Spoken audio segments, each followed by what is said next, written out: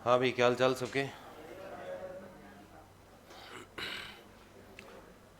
अब देखो, रियल में जो पोर्शन पढ़ना था वो तो पढ़ लिया, कुछ सवाल हैं उसके। तो लगभग प्रीवियस ईयर के सवाल तो हो चुके हैं साथ साथ में, और बाकी जब उसकी सीट कराएंगे उसके साथ करा दूंगा, ठीक है। इतने ही सवाल हैं, तो पूरी क्लास जितने सवाल हैं भी नहीं उसमें, ये है। तो अब अपन वो आ गए क्या सॉल्यूशन पीछे वाले? किसी ने देखा क्या समाकलन की एक क्लास के बाद आगे क्या आ गए क्या? एक के बाद की नहीं है आगे तक, है ना। चलो आज पुख्ता करेंगे, है ना। नहीं, मैं कह के थक गया, आज पूरा करूंगा ना काम, फिर जब तक होगा नहीं उसके बाद भी देखेंगे। भाई एक ही क्लास आई है ना समाकलन की, बस। समाकलन भी सॉल्व हो चुकी, वैसे पूरी क्लास है उसकी भी। उसके बाद अवकल समीकरण है, उसकी भी क्लास हो चुकी होने को तो।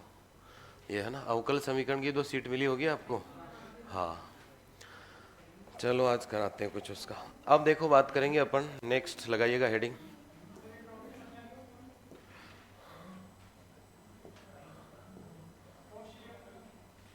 क्या करें? कोशी यंत्र। हाँ, कोशी बताया तो था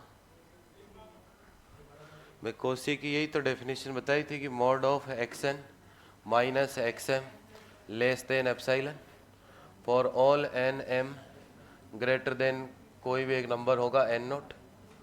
यही तो बताया था आपको कोशी के अंदर कि भाई कोई भी एक अनुक्रम क्या होगा, एक्स एन।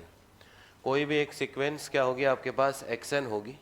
वो क्या कहलाती है, कोशी कहलाएगी अगर क्या होगा, mod of x N minus x m less than epsilon होगा। अब एक्स एन और एक्स एम क्या है सर? देखो, अनुक्रम में बहुत सारे पद होते हैं, x one x two x three x four, ऐसे बहुत सारे पद हैं। तो एन और एम जो है वो इनमें से कोई सा एक पद है आपके पास, दो का अंतर है आपके पास। और ये जो लिखा रहता है n comma m greater than कितना, एन नोट, मतलब शुरुआत कहाँ से करनी है। मान लो किसी सवाल में कह दे कि 5 से शुरू करना है, भाई यहाँ मान लो एन नोट की वैल्यू कितनी है, 5। तो 5 के आगे वाले कोई भी ले सकते हो, x6 माइनस x7 कर सकते हैं, x8 माइनस x10 कर सकते हैं, लेकिन उनका जो अंतर होगा वो किससे छोटा आना चाहिए, एप्साइलन से। जैसे मान लो ये हो गया x7 minus x5 less than कितना हो गया आपके पास, एप्साइलन। एक तरीका तो ये बताया था कोशी का, दूसरा तरीका ये बताया था, अब ये जो 7 लिखा हुआ इसको ऐसे लिख दूं क्या, 5+2, और इसको भी क्या, ये तो है ही x5, ऐसा लिख सकते हैं। भाई पहले चाहे तो इस फॉर्मूले को ऐसे पढ़ लो, mod of x N minus x M. तो x7 माइनस क्या पढ़ लिया, x5 पढ़ लिया। अब इसी को अपन ऐसा भी लिख सकते हैं, देखो इस 5 को क्या मान लो, n मान लो, दोनों में फिक्स है। तो इसको तो मान लिया n, और इसको क्या मान लिया, n, और कोई इसमें p जुड़ जाएगा दोनों तरफ, और लेस देन क्या हो गया, एप्सिलॉन। चाहे तो ऐसे लिख दो चाहे ऐसे लिख दो। तो ये परिभाषा बताई थी कि डेफिनेशन पूछ सकता है, बाकी सवाल कोई कोशी का बनेगा नहीं। और कोशी का सवाल के लिए मैंने एक स्टेटमेंट लिखवाया था कि जो अनुक्रम अभिसारी है वो क्या होगा, कोशी अनुक्रम होगा, यदि और केवल यदि का एक स्टेटमेंट लिखवाया था। अगर आपसे पूछेगी ये कोशी होगा कि नहीं होगा, तो क्या चेक कर लो उसको, अभिसारी या कन्वर्जेंट चेक कर लो। जो कन्वर्जेंट होगा वो क्या होगा, कोशी होगा। लिखवाया, एक तीसरा पॉइंट लिखवाया था, उसमें देखोगे तो ये है।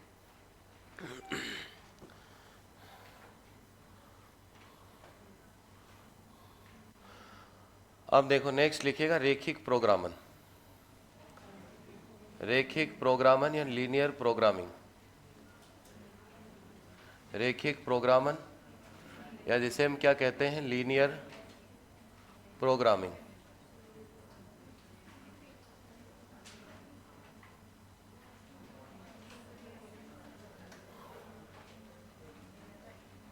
ये हेडिंग चेंज कर देना, पार्ट 1 लगा देना। रेखिक प्रोग्रामन या जिसे हम क्या कहते हैं, लीनियर प्रोग्रामिंग। अब रेखिक प्रोग्रामन होता क्या, बात नहीं बेटा, है ना।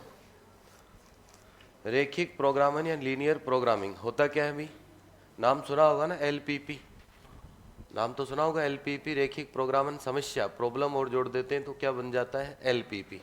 क्या होता है एलपीपी भाई बताओ, क्या होता है, वाद्य यंत्र है, क्या होता है भाई, अरे क्या होता है एलपीपी? एलपीपी ऐसा होता है भी, एलपीपी सबसे उपयोगी ब्रांच है मैथमेटिक्स की।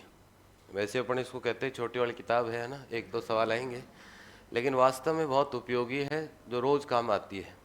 अब कोई भी आप देखोगे, चाहे कोई काम करवाओ आप, चाहे कोई आप इंडस्ट्री फैक्ट्री चलाओ आप, अब फैक्ट्री में किस तरीके से मैनेजमेंट करना, मान लो कोई सामान का प्रोडक्शन हो रहा है, अब वो सामान को जगह जगह पहुंचाना है उसको, वे फैक्ट्री के बाद सप्लाई भी तो करनी है।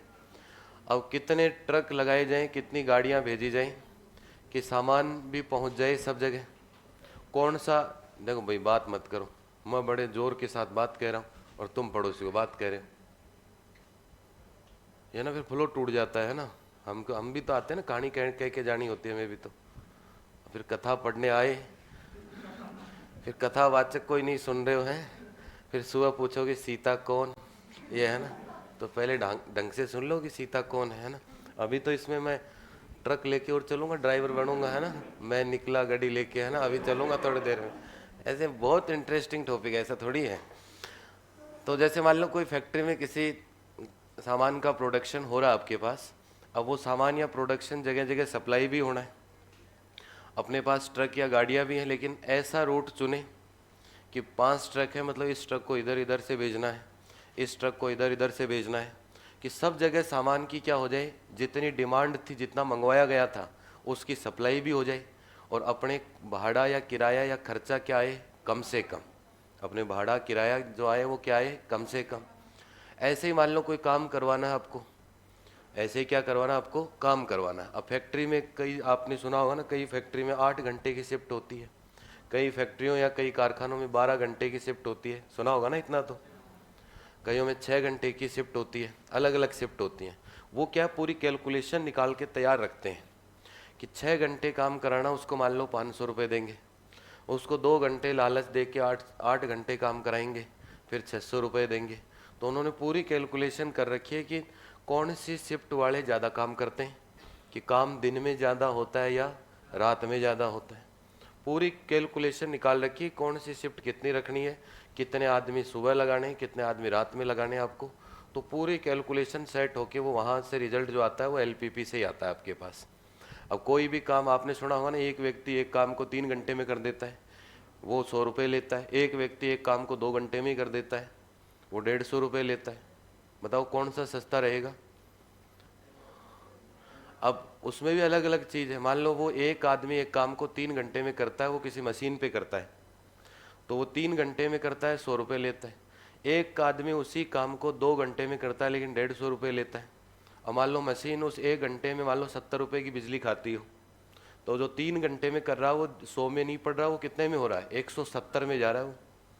और जो 2 घंटे में करके जा रहा है वो पैसे तो 150 ले रहा है, लेकिन 1 घंटे की बिजली भी तो बचा के जा रहा है, तो वो 20 रुपये प्लस आ गए उसमें। अपन 20 रुपये क्या आ गए, प्लस।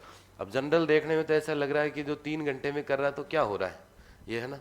अब वो जितने में वो 2 घंटे में करके गया, मान लो किसी फैक्ट्री में काम की ज़्यादा ज़रूरत है, दीपावली आ गई, आपको पटाखे भी उड़ाने, फिर है ना, मान लो ज़्यादा डिमांड आ गई, तो फिर 2 घंटे वाले को रखेंगे कि फिर वो काम भी ज़्यादा होगा, प्रोडक्ट भी ज़्यादा बनेगा।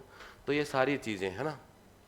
अब मान लो आपने कोई मुर्गी फार्म खोल लिया कि एक एक मुर्गी कितने अंडे देगी, है ना, आएगा अभी सवाल, ऐसे हंस क्या रहे हो, एग्जाम में भी आया हुआ है। तो फिर कि कौन सी मुर्गी रखी जाए, एक आएगा सवाल, जवान मुर्गी, बूढ़ी मुर्गी, है ना, ये है ना, कि एक मुर्गी 1 दिन से अंडा देती है, 2 दिन से दे रही है, कोई काम ही नहीं आ रही, ऐसा है ना, अलग अलग केस है। तो सारे सवाल कि कौन सा फार्म में रखना चाहिए, तो उन सभी में क्या काम आएगा आपके पास, एलपीपी काम आएगी। अब बेसिक, पहले बेसिक देखेंगे कि सवाल बनेगा कैसे, परफॉर्म कैसे होगा। तो लिखिएगा इसके अंदर,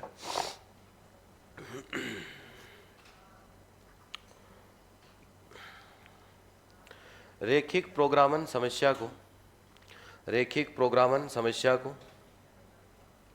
मुख्यतः 3 भागों में विभाजित किया जाता है। रेखिक प्रोग्रामन समस्या को मुख्यतः 3 भागों में, रेखिक प्रोग्रामन समस्या को मुख्यतः 3 भागों में विभाजित किया जाता है। सबसे पहला पार्ट होता है रेखिक प्रोग्रामन समस्या का, उसे हम कहते हैं बेटा उद्देश्य फलन। उसे हम क्या कहते हैं, उद्देश्य फलन या ऑब्जेक्टिव फंक्शन। उद्देश्य फलन या क्या कहेंगे इसे, ऑब्जेक्टिव फंक्शन। रेखिक प्रोग्रामन समस्या का जो एक भाग होता है उसे क्या कहेंगे, उद्देश्य फलन या ऑब्जेक्टिव फंक्शन। उसके बाद जो सेकंड पार्ट आता है उनमें आते हैं प्रतिबंध। उनमें क्या आते हैं आपके पास, प्रतिबंध, जिन्हें हम कहते हैं कंस्ट्रेंट्स। प्रतिबंध या जिन्हें हम क्या कहते हैं बेटा, कंस्ट्रेंट्स कहते हैं। और उसके बाद आता है आपके पास ऋणोत्तर प्रतिबंध। ऋणोत्तर प्रतिबंध, ऋणोत्तर प्रतिबंध या non negative constants. Non negative constants, ऋणोत्तर प्रतिबंध या क्या आते हैं आपके पास, नॉन नेगेटिव कंस्टेंट्स। तो एलपीपी का कोई भी सवाल होगा उसमें 3 पार्ट में डिवाइड रहता है सवाल। एक तो होता है उद्देश्य फलन या ऑब्जेक्टिव फंक्शन। ऑब्जेक्टिव फंक्शन के साथ साथ आपके पास कुछ कंडीशन देगा, और कंडीशन देने के बाद आपको क्या लिख देगा, ऋणोत्तर प्रतिबंध या नॉन नेगेटिव कंडीशन। अब देखो उद्देश्य तो होना जरूरी है सवाल का, कि आप किसी में खर्चा बढ़ाना कम करना चाहते हो, या कोई सामान बना रहे हो तो प्रोडक्शन ज़्यादा करना चाह रहे हो। तो 2 टाइप के सवाल होंगे इसमें, मैक्सिमम और मिनिमम। 2 टाइप के सवाल होंगे, या तो क्या करना होगा आपको, मैक्सिमाइज करना होगा कि प्रोडक्शन क्या करना है, मैक्सिमाइज करना है, या कॉस्ट को क्या करना है आपको, मिनिमाइज करना है। तो वो क्या होगा आपका उद्देश्य रहेगा उस सवाल में। तो ये क्या हो गया आपके पास, ऑब्जेक्टिव फंक्शन। उसके बाद प्रतिबंध या कंडीशन होंगी, कि कोई पहला व्यक्ति दूसरा व्यक्ति काम को 10 घंटे या 10 से कम में कर देते हैं, तो x1 + x2 लेस देन कितना हो जाएगा, 10। इस तरीके से क्या बनेंगी, कंडीशन बनेंगी आपके पास। और ऋणोत्तर प्रतिबंध का मतलब है कि माइनस में कोई भी नहीं होगा। देखो या तो काम होगा ही नहीं तो 0 होगा, या प्लस होगा, फिर या तो खर्चा लगेगा ही नहीं, और लगेगा तो फिर किस में होगा, प्लस में होगा। तो ऐसा थोड़ी है कि आदमियों की संख्या -2, ये है ना, तो ऐसा नहीं होगा। तो ये ऋणोत्तर प्रतिबंध का मतलब क्या होता है, नॉन नेगेटिव कंडीशन, जिसको भी x1 x2 x3 मान के चलेंगे वो सारे क्या होंगे आपके पास, > 0 होंगे। अब यहाँ से देखो कि सवाल कैसे दिखेगा आपको। सबसे पहले लिखा जाएगा ऊपर ही ऊपर क्या होता है आपके पास, उद्देश्य फलन या ऑब्जेक्टिव फंक्शन। उद्देश्य फलन में यहाँ होता है कि इष्टतम करो। इष्टतम का मतलब, इष्टतम यहाँ क्या लिखा रहेगा आपके पास, इष्टतम। इष्टतम कह दो चाहे क्या कह देंगे, ऑप्टिमाइज। इष्टतम कह देंगे चाहे क्या कहेंगे इसे, ऑप्टिमाइज कह देंगे। इष्टतम में दोनों शब्द आ जाते हैं, चाहे मिनिमम हो चाहे क्या हो, मैक्सिमम, वो सवाल पे डिपेंड करेगा। अब उद्देश्य फलन में कुछ ऐसा लिखा रहेगा, किसके बराबर रहता है, मोस्टली z के बराबर। यहाँ कोई कांस्टेंट होगा c1 x1 + c2 x2, इस तरीके से कि पहला व्यक्ति 2 के बराबर काम कर रहा है तो 2 से गुणा हो जाएगा। तो इस तरीके से सवाल डिजाइन रहेगा आपके पास, c3 x3 और प्लस एंड सो ऑन, ये कितना हो गया आपके पास, cn xn। ठीक है, जो भी n गाड़ी थी, व्यक्ति थे, जो कुछ भी था आपके पास, ठीक है। इसके बाद आता है प्रतिबंध या कंडीशन। इसके बाद क्या आती है बेटा, प्रतिबंध या कंडीशन। अब प्रतिबंध या कंडीशन में कोई कांस्टेंट आएगा, जैसे a11 कह देंगे, a11 x1 + a12 x2 plus and so on, कितने चर हैं, n, तो ये हो गया a1n xn। अब यहाँ निशान लेस देन भी आ सकता है, ग्रेटर देन भी आ सकता है, इक्वल टू के साथ भी आ सकता है, या अकेला क्या आ सकता है, इक्वल टू भी आ सकता है। कोई सा भी निशान आ सकता है सवाल के अनुसार, कि भाई पहली कंडीशन है वो लेस देन इक्वल टू है, या सिर्फ इक्वल टू है, या क्या है, ग्रेटर देन इक्वल टू। और कोई वैल्यू यहाँ लिखी रहेगी, उसे क्या कह देंगे, b1। ठीक है। इसके बाद ये देखो, ये हो गया a21, ये हुआ x1 + a22, दूसरी कंडीशन होगी x2 plus and so on, ये हो गया आपके पास a2n xn। वही condition less than equal to या इक्वल टू या ग्रेटर देन इक्वल टू किसके होगा, मान लो कोई b2 के। इस प्रकार से मान लो आपके पास कितनी कंडीशन दे रखी है, m कंडीशन। ये पहली कंडीशन हो गई, ये दूसरी हो गई, तीसरी, तो ये होगा am1 x1 + am2 x2 plus and so on, और ये हो जाएगा आपके पास amn, और ये हो गया xn। जो भी साइन होगा, कोई सा भी निशान, एक निशान आएगा आपके पास सवाल में, और ये कितने हो गए आपके पास, bm। और जितने भी चर काम आ रहे हैं, ये तो हो गया आपका उद्देश्य फलन, कि ये उद्देश्य हमारा यहाँ लिखा रहेगा मैक्सिमम या मिनिमम। तो एक जनरल कहना चाहें तो क्या कह सकते हैं, इष्टतम। इसके बाद बात आती है प्रतिबंध या कंडीशन की, या कंस्टेंट कहते हैं, तो ये कंडीशन हो गई, इनके अंडर चलेंगे।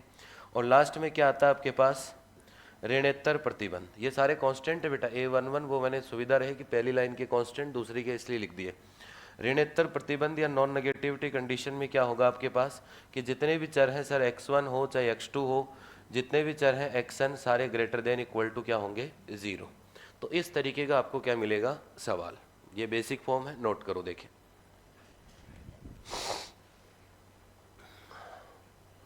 थोड़ी सी आवाज़ और बढ़ाना।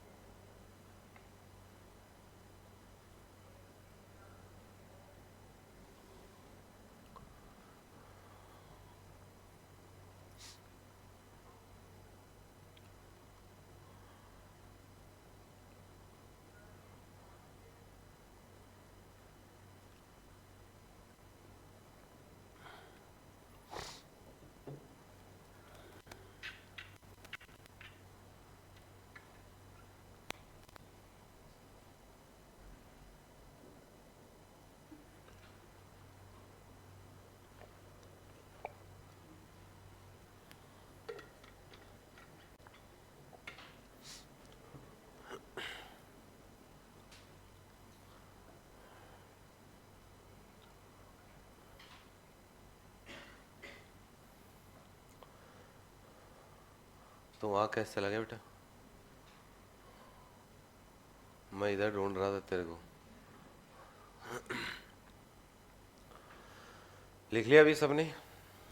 अब देखो इसको थोड़ा और शॉर्ट में भी लिख सकते हैं कि वो कैसे लिखेंगे। इसको ऐसा लिख दें, देखो शॉर्ट में अगर लिखना चाहें तो ये तो हो गया ऑप्टिमाइज जो भी होगा आपके पास z इक्वल टू, इसको ऐसा लिख दें summation j equal to 1 to n, और ये हो गया सी जे इंटू कितना लिख दें इसे एक्स जे। ये ऐसा लिख सकते हैं, सी जे इंटू क्या लिख सकते हैं एक्स जे। तो वही 1 to n ओपन करेंगे तो ऊपर वाला मिल जाएगा आपको। इसके बाद सब्जेक्ट टू कंडीशन की बात आती है, तो कंडीशन को हम ऐसा लिख दें कि summation j equal to 1 to n, और ये हो गया ए आई जे और एक्स जे, और लिख दें इसको कोई सा भी निशान होगा ग्रेटर देन या इक्वल टू या लेस देन का जो भी निशान होगा, और यहाँ क्या लिख दें बी आई, और आई की वैल्यू 1 से लेके कहाँ तक होगी m तक। अब जे की एक बार आई की वैल्यू 1 फिक्स कर लो, 1 ले लो आई को, तो आई को 1 ले लिया तो हो गया A1, और ये क्या हो गया B1। फिर जे को बदल दो तो देखो 1 हो जाएगा, फिर J2 हो जाएगा, फिर J3 हो जाएगा, और J कहाँ तक जाएगा n तक, लिख सकते हैं ऐसा। और बाकी ये कंडीशन x1 x2 xn तो नीचे लिख दो कि सारे जितने भी xj हैं वो क्या हो गए ग्रेटर देन इक्वल टू 0, और यहाँ बता दो कि j की वैल्यू कहाँ है 1 से लेके कहाँ तक है n तक। तो इस शॉर्ट फॉर्म में भी दिखा सकते हैं इसे।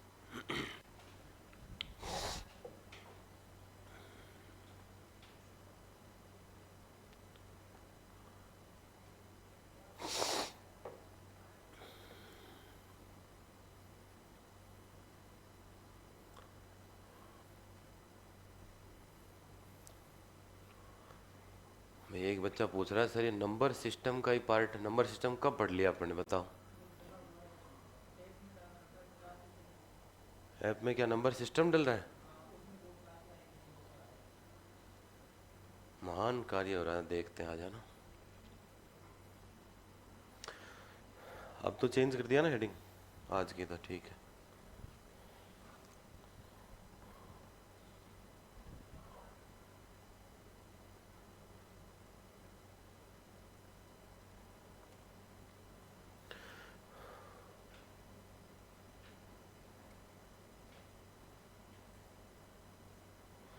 हुआ नोट सबका? अब चाहे तो इसे मैट्रिक्स फॉर्म में भी लिख सकते हैं। किस फॉर्म में लिख सकते हैं? मैट्रिक्स फॉर्म में। अब मैट्रिक्स फॉर्म में कैसे लिखें, देखो।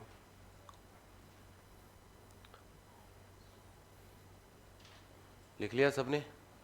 अब देखो मैट्रिक्स फॉर्म में कैसे लिखेंगे इसको, कुछ इस तरीके से लिख सकते हैं मैट्रिक्स फॉर्म में। और लगा के लिख लीजिएगा कि ये तो हो गया आपका z। z के लिए आपको क्या होगा कि एक मैट्रिक्स बना देते हैं इसकी कांस्टेंट की। देखो ये हो गया आपके पास C1, C2 और कहाँ तक? Cn तक। मैट्रिक्स में कॉमा लगती है क्या? अरे मैट्रिक्स में कॉमा लगती है क्या? नहीं, तो फिर कॉमा हटा देते हैं। तो ये हो गया C1, ये C2, ये C3 और ये क्या हो गया आपके पास? Cn। एक मैट्रिक्स तो ये हो गई। और इसके साथ ये मैट्रिक्स बना देते हैं x1, x2 और कहाँ तक? xn तक। अब गुणा होगा तो क्या ऊपर वाली लाइन ही आ रही है क्या? वही सेम लाइन आएगी जो ऊपर लिख के आए हैं। इसके बाद सब्जेक्ट टू कंडीशन में क्या करेंगे, एक मैट्रिक्स तो बना देते हैं ये A11, A12 और कौन सी? A1n की। और ये हो जाएगा A22, A21। ये होएगा A21 और ये कितना होगा? A22 और ये हो जाएगा बेटा A2n। ठीक है। फिर यहाँ जाएगा AM1, AM2 और ये क्या हो जाएगा आपके पास? AMN। ऐसा ही होगा। और x1, x2, x3 और ये कितना हो गया? xn। वो भी जो आपके लेस देन ग्रेटर देन जो भी निशान है, इक्वल टू जो भी साइन आएगा वो आ जाएगा। और यहाँ हो जाएगा B1, B2 और क्या हो जाएगा? BM तक। ऐसा ही लिख सकते हैं। नीचे वो है ही x1, x2, x3 सारे क्या हो जाएंगे? Greater than 0। तो ऐसा लिखिए देखने, x1, x2 और ये सारे क्या हो गए? Greater than 0। अब इसको भी और शॉर्ट लिख सकते हैं, वो कैसे? देखो वर्ड पे, ये तो हो गया z और ये इस मैट्रिक्स को नाम दे देते हैं C और ये x वाले मैट्रिक्स को नाम देते हैं x। तो z बराबर क्या हो गया? Cx। और सब्जेक्ट टू कंडीशन, इस मैट्रिक्स को A नाम देते हैं तो इसको दे दिया कैपिटल A। आगे कौन सी मैट्रिक है? x। जो भी निशान है less than, greater than, equal to जो भी साइन है वो साइन लग जाएगा आपके पास। और इस मैट्रिक्स को क्या नाम दे दो? B।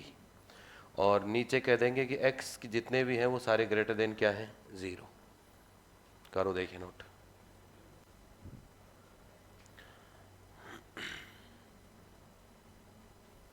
तो जो चार फॉर्म लिखी हैं अपन ने, चारों एक ही चीज़ है। चार फॉर्म जो अभी हम लिख के आए हैं चारों एक ही बात है कि चाहे z बराबर Cx, Ax less than equal to B कह दो, x ग्रेटर देन 0 कह दो, चाहे पूरी बात कह दें। तो जैसी भी ज़रूरत होगी सवाल में वो काम हम कर लेंगे।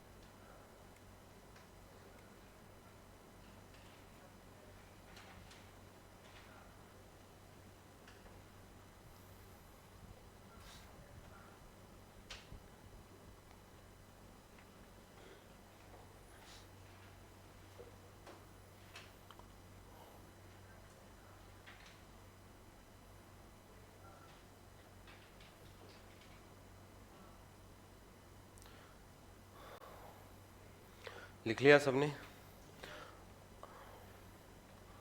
अब देखो सवाल तो होगा ही होगा, तो सवाल का क्या करना पड़ेगा, सॉल्यूशन भी आएगा कि भाई ये खर्चा सबसे मिनिमम है या ये काम का प्रोडक्शन सबसे क्या है, अधिकतम या ज़्यादा है।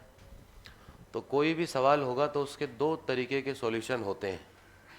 एलपीपी में भाई अब इसकी जगह चाहे संख्या लिख देंगे तो वो सवाल बन जाएगा, भाई 2x1 + 3x2 लिख दूंगा तो सवाल बन जाएगा आपके पास।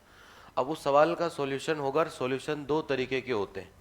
एक सॉल्यूशन तो कहलाता है सुसंगत हल, नाम सुना होगा आपने, सुसंगत हल या इसे कहते हैं फिजिबल सॉल्यूशन।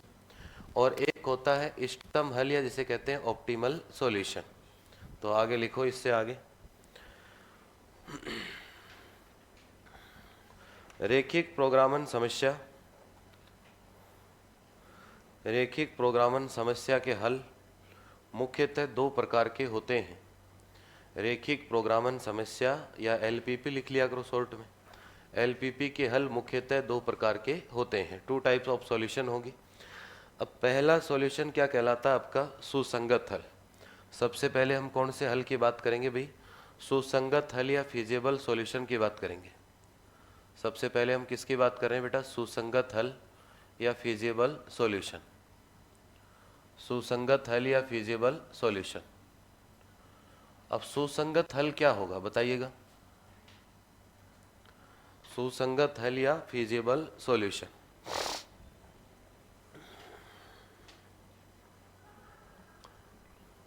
देखो कोई भी सवाल होगा तो उस सवाल के अंदर आपके पास ये कंडीशन आएंगी ना ऊपर, subject to condition x1 + x2 > 5, फिर दूसरी कंडीशन है 2x1 + 5x2 > 3, इस तरीके कंडीशन बनेंगी। और ऊपर आपका z रहेगा ही उद्देश्य फलन, जो भी सवाल है मैक्सिमम मिनिमम कुछ भी होगा यहाँ सवाल में। और नीचे लिखा रहेगा x1 x2 > क्या होंगे आपके पास 0, ऐसा ही सवाल होगा। अब इस सवाल में सुसंगत हल या फिजिबल सॉल्यूशन का मतलब होता है, अब इस सवाल का सॉल्यूशन आने का मतलब कि किसकी वैल्यू आएंगी, x1 की और x2 की, तभी तो दो वैल्यू आएंगी आपके पास। अब x1 x2 की कई सारी वैल्यू आएंगी, जैसे एक कॉम्बिनेशन जोड़ा ये आ गया, पेयर आ गया, एक और कोई वैल्यू आ रही है, एक और कोई वैल्यू आ रही है, ठीक है। अब इनमें से सुसंगत हल वो होंगे जो इनको क्या करते हो, संतुष्ट या सेटिस्फाई करते हैं। ये क्या है आपके पास, प्रतिबंध या कंडीशन है। तो किसी भी एलपीपी के अंदर चरों के मानों का वो समुच्चय या वो सेट जो उसके प्रतिबंधों को क्या करता हो, संतुष्ट करता हो। अब जैसे मान लो एक वैल्यू तो कोई आ गई हो, 1 और 3 आ रही हो, तो 1 और 3 इसको भी सेटिस्फाई कर रही, इसको नहीं कर रही, तो सुसंगत हल हुआ क्या, नहीं हुआ। सुसंगत हल हुआ क्या, नहीं हुआ। तो ऐसा कॉम्बिनेशन जो इन सब को क्या करता हो, सेटिस्फाई करता हो, तो वो क्या कहलाता है फिर, सुसंगत हल। तो लिखिएगा परिभाषा, किसी एलपीपी में प्रयुक्त चरों, किसी एलपीपी में प्रयुक्त चरों के मानों का ऐसा समुच्चय, किसी एलपीपी में प्रयुक्त चरों के मानों का ऐसा समुच्चय, किसी एलपीपी में प्रयुक्त चरों के मानों का ऐसा समुच्चय जो कि, ऐसा समुच्चय जो कि सभी प्रतिबंधों को, जो कि सभी प्रतिबंधों को संतुष्ट करता हो, जो कि सभी प्रतिबंधों को संतुष्ट करता हो, जो कि सभी प्रतिबंधों को संतुष्ट करता हो, वह सुसंगत हल या फिजिबल सॉल्यूशन कहलाता है। वह सुसंगत हल या फिजिबल सॉल्यूशन कहलाता है। वह सुसंगत हल या क्या कहलाता है, फिजिबल सॉल्यूशन। देखो इस वाली बुक में थ्योरेटिकल सवाल भी आएंगे, सोल्व करने वाले दोनों तरीके के सवाल आते हैं।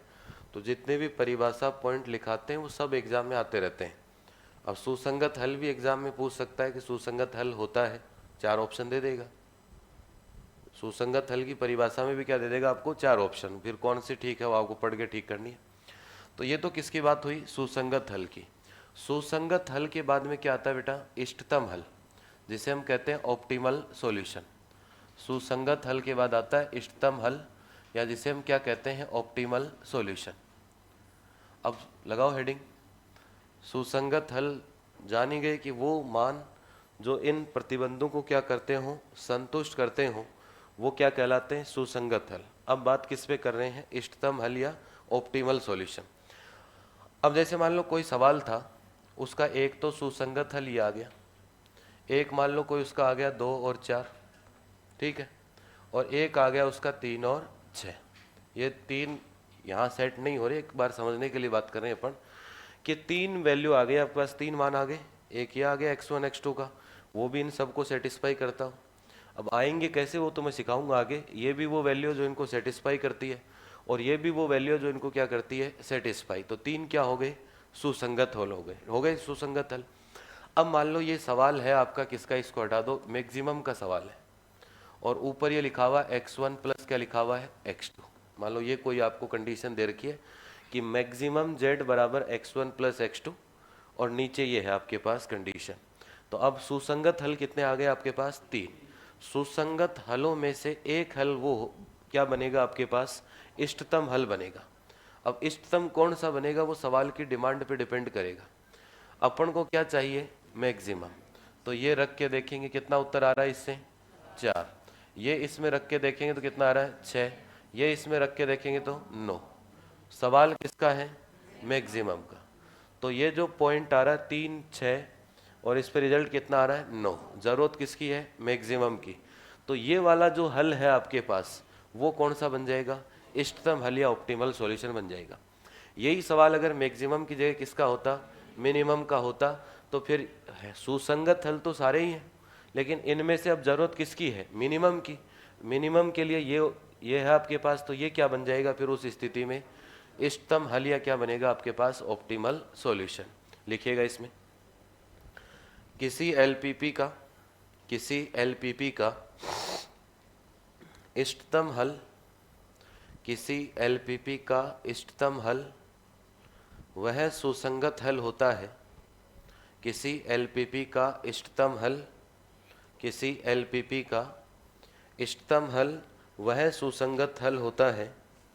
इष्टतम हल वह सुसंगत हल होता है, वह सुसंगत हल होता है जिसके लिए समस्या के, जिसके लिए समस्या के उद्देश्य फलन का, जिसके लिए समस्या के उद्देश्य फलन का, जिसके लिए समस्या के उद्देश्य फलन का मान उच्चतम या निम्नतम प्राप्त होता है। जिसके लिए समस्या के उद्देश्य फलन का मान या ऑब्जेक्टिव फंक्शन की वैल्यू उच्चतम या निम्नतम प्राप्त होता है। बाकी कंसेप्ट क्लियर होना चाहिए कि सुसंगत हल क्या होता है और फिजिबल सॉल्यूशन क्या होता है। वही लिखा अपन ने कि सुसंगत हलों में से वो हल जिससे कि उद्देश्य फलन या z का मान मैक्सिमम की ज़रूरत है तो मैक्सिमम प्राप्त होना चाहिए, और मिनिमम की ज़रूरत है तो क्या प्राप्त होना चाहिए, मिनिमम प्राप्त होना चाहिए।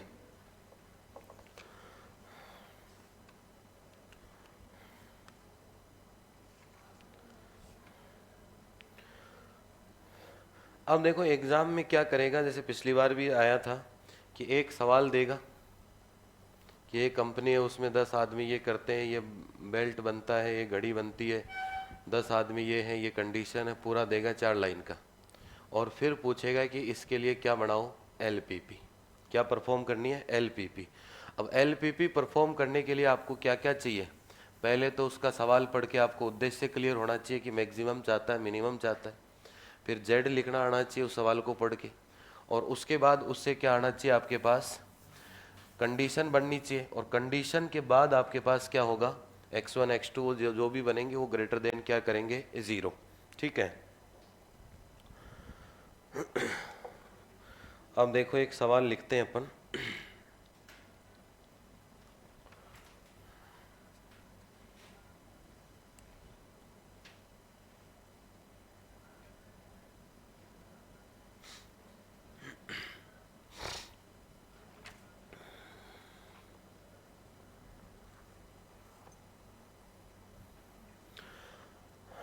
अब जैसे आपके पास सवाल है, मान लो कि ये कहता है कि एक शॉर्ट में लिखना, सवाल पूरा नहीं लिखना, कि एक फैक्ट्री है आपके पास, वाहन निर्माता फैक्ट्री है आपके पास, वाहन निर्माता फैक्ट्री है, ठीक है। उसके बाद कहता है कि वो एक तो बनाती है मोटर कार और एक बनाती है ट्रक। तो दो चीज़ें बनाती है, एक तो कार बनाती है और उसके साथ साथ क्या बनाती है, ट्रक बनाती है। सवाल लिखते चलो बेटा, लिखने के लिए है ना। इसके बाद कहता है कि उसके पास उसने ये जो फैक्ट्री बना रखी है, ये वाहन निर्माता जो फैक्ट्री है आपके पास, इस फैक्ट्री में काम करने की जो यूनिट है उन्हें क्या कहता है, ये कार्यशाला। ठीक है। और इसके पास कितनी कार्यशाला कह दो, चाहे इंग्लिश में कहें तो वर्कशॉप जिसे कहते हैं अपन। तो कितनी वर्कशॉप है इसके पास, दो वर्कशॉप है। एक पहली वर्कशॉप मान लेते हैं और एक क्या मान लेते हैं, दूसरी। सवाल ऐसे ही लिखना पड़ेगा आपको एग्जाम में जब पढ़ेंगे थ्योरी का। उसके बाद कहता है कि एक ट्रक के लिए पहली कार्यशाला पे बात कर रहा है। पहली कार्यशाला में प्रारंभिक ढांचे तैयार किए जाते हैं। एक ट्रक के लिए 5 मानव दिवस, कि एक ट्रक के लिए कितने दिवस लगेंगे, 5।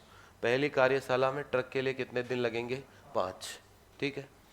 और उसके साथ साथ कहता है कार के लिए कितने लगते हैं, 2 दिन। कार के लिए कितने लगते हैं, 2 दिन। उसके बाद कहता है ये कि दूसरी कार्यशाला में, पहली कार्यशाला में तो ढांचा बनाता है और दूसरी में पूरी कार फाइनल कर देता है। ठीक है। दूसरी में ये कहता है कि अंतिम रूप दिया जाता है। और ट्रक या मोटर कार के लिए, दोनों के लिए कितने दिन लगते हैं, 3-3 दिन। चाहे ट्रक को फाइनल बनाए चाहे कार को बनाए, दोनों में कितने दिन लगाता है, 3 दिन। ठीक है। ये दिन में बात कर रहे हैं अपन, है ना, यहाँ दिन लिख लेना। ये भी दिन है और ये भी क्या है, दिन। ठीक है। फिर कहता है आपके पास कि मशीन एवं मानव की सीमाओं के कारण पहली कार्यशाला में 180 मानव प्रति दिवस प्रति सप्ताह उपलब्ध हैं तथा दूसरी कार्यशाला में 135 मानव दिवस प्रति सप्ताह उपलब्ध हैं।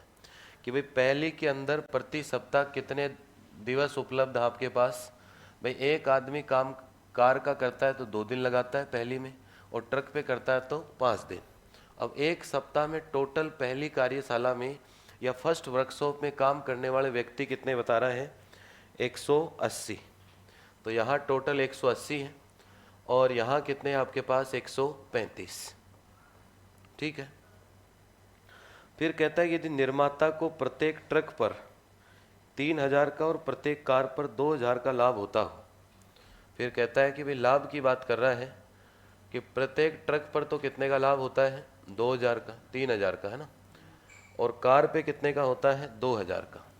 कार पे लाभ कितने का होता है, 2000 का। ठीक है। तो ये कहता है कि लेखा चित्र विधि से ज्ञात कीजिए, वो तो बाद की बात है, कि निर्माता को अधिकतम लाभ हेतु प्रत्येक कार के कितने वाहन या प्रत्येक प्रकार के कितने वाहन बनाने होंगे। उसकी कोई ज़रूरत नहीं है, ये नोट कर लो, फिर करते हैं बात आगे।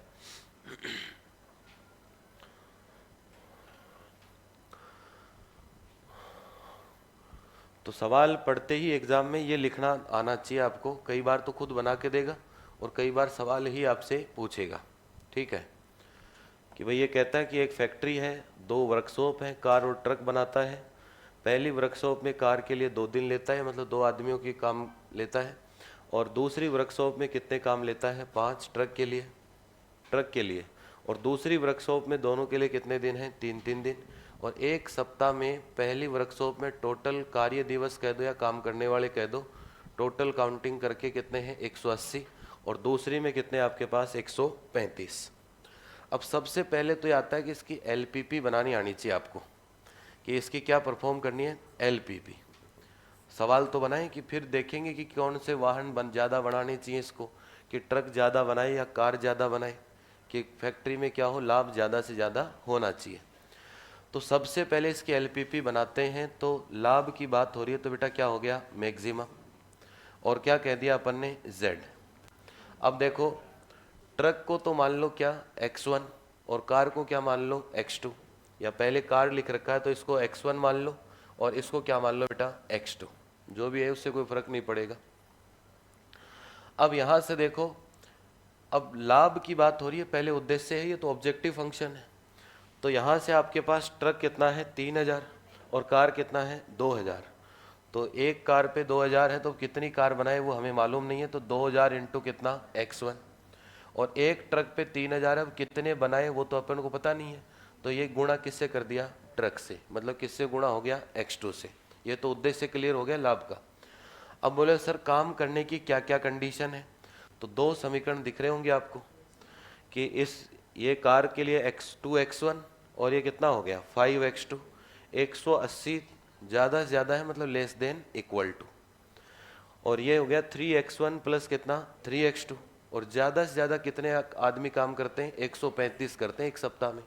तो दो कंडीशन बन जाएंगे, देखो 2x1 प्लस कितना हो गया 5x2 less than equal to 180, और ये हो गया बेटा 3x1 प्लस कितना हो गया 3x2 less than equal to 135, और ये जो कंडीशन होती है x1 x2 वो क्या होते हैं ग्रेटर देन इक्वल टू 0।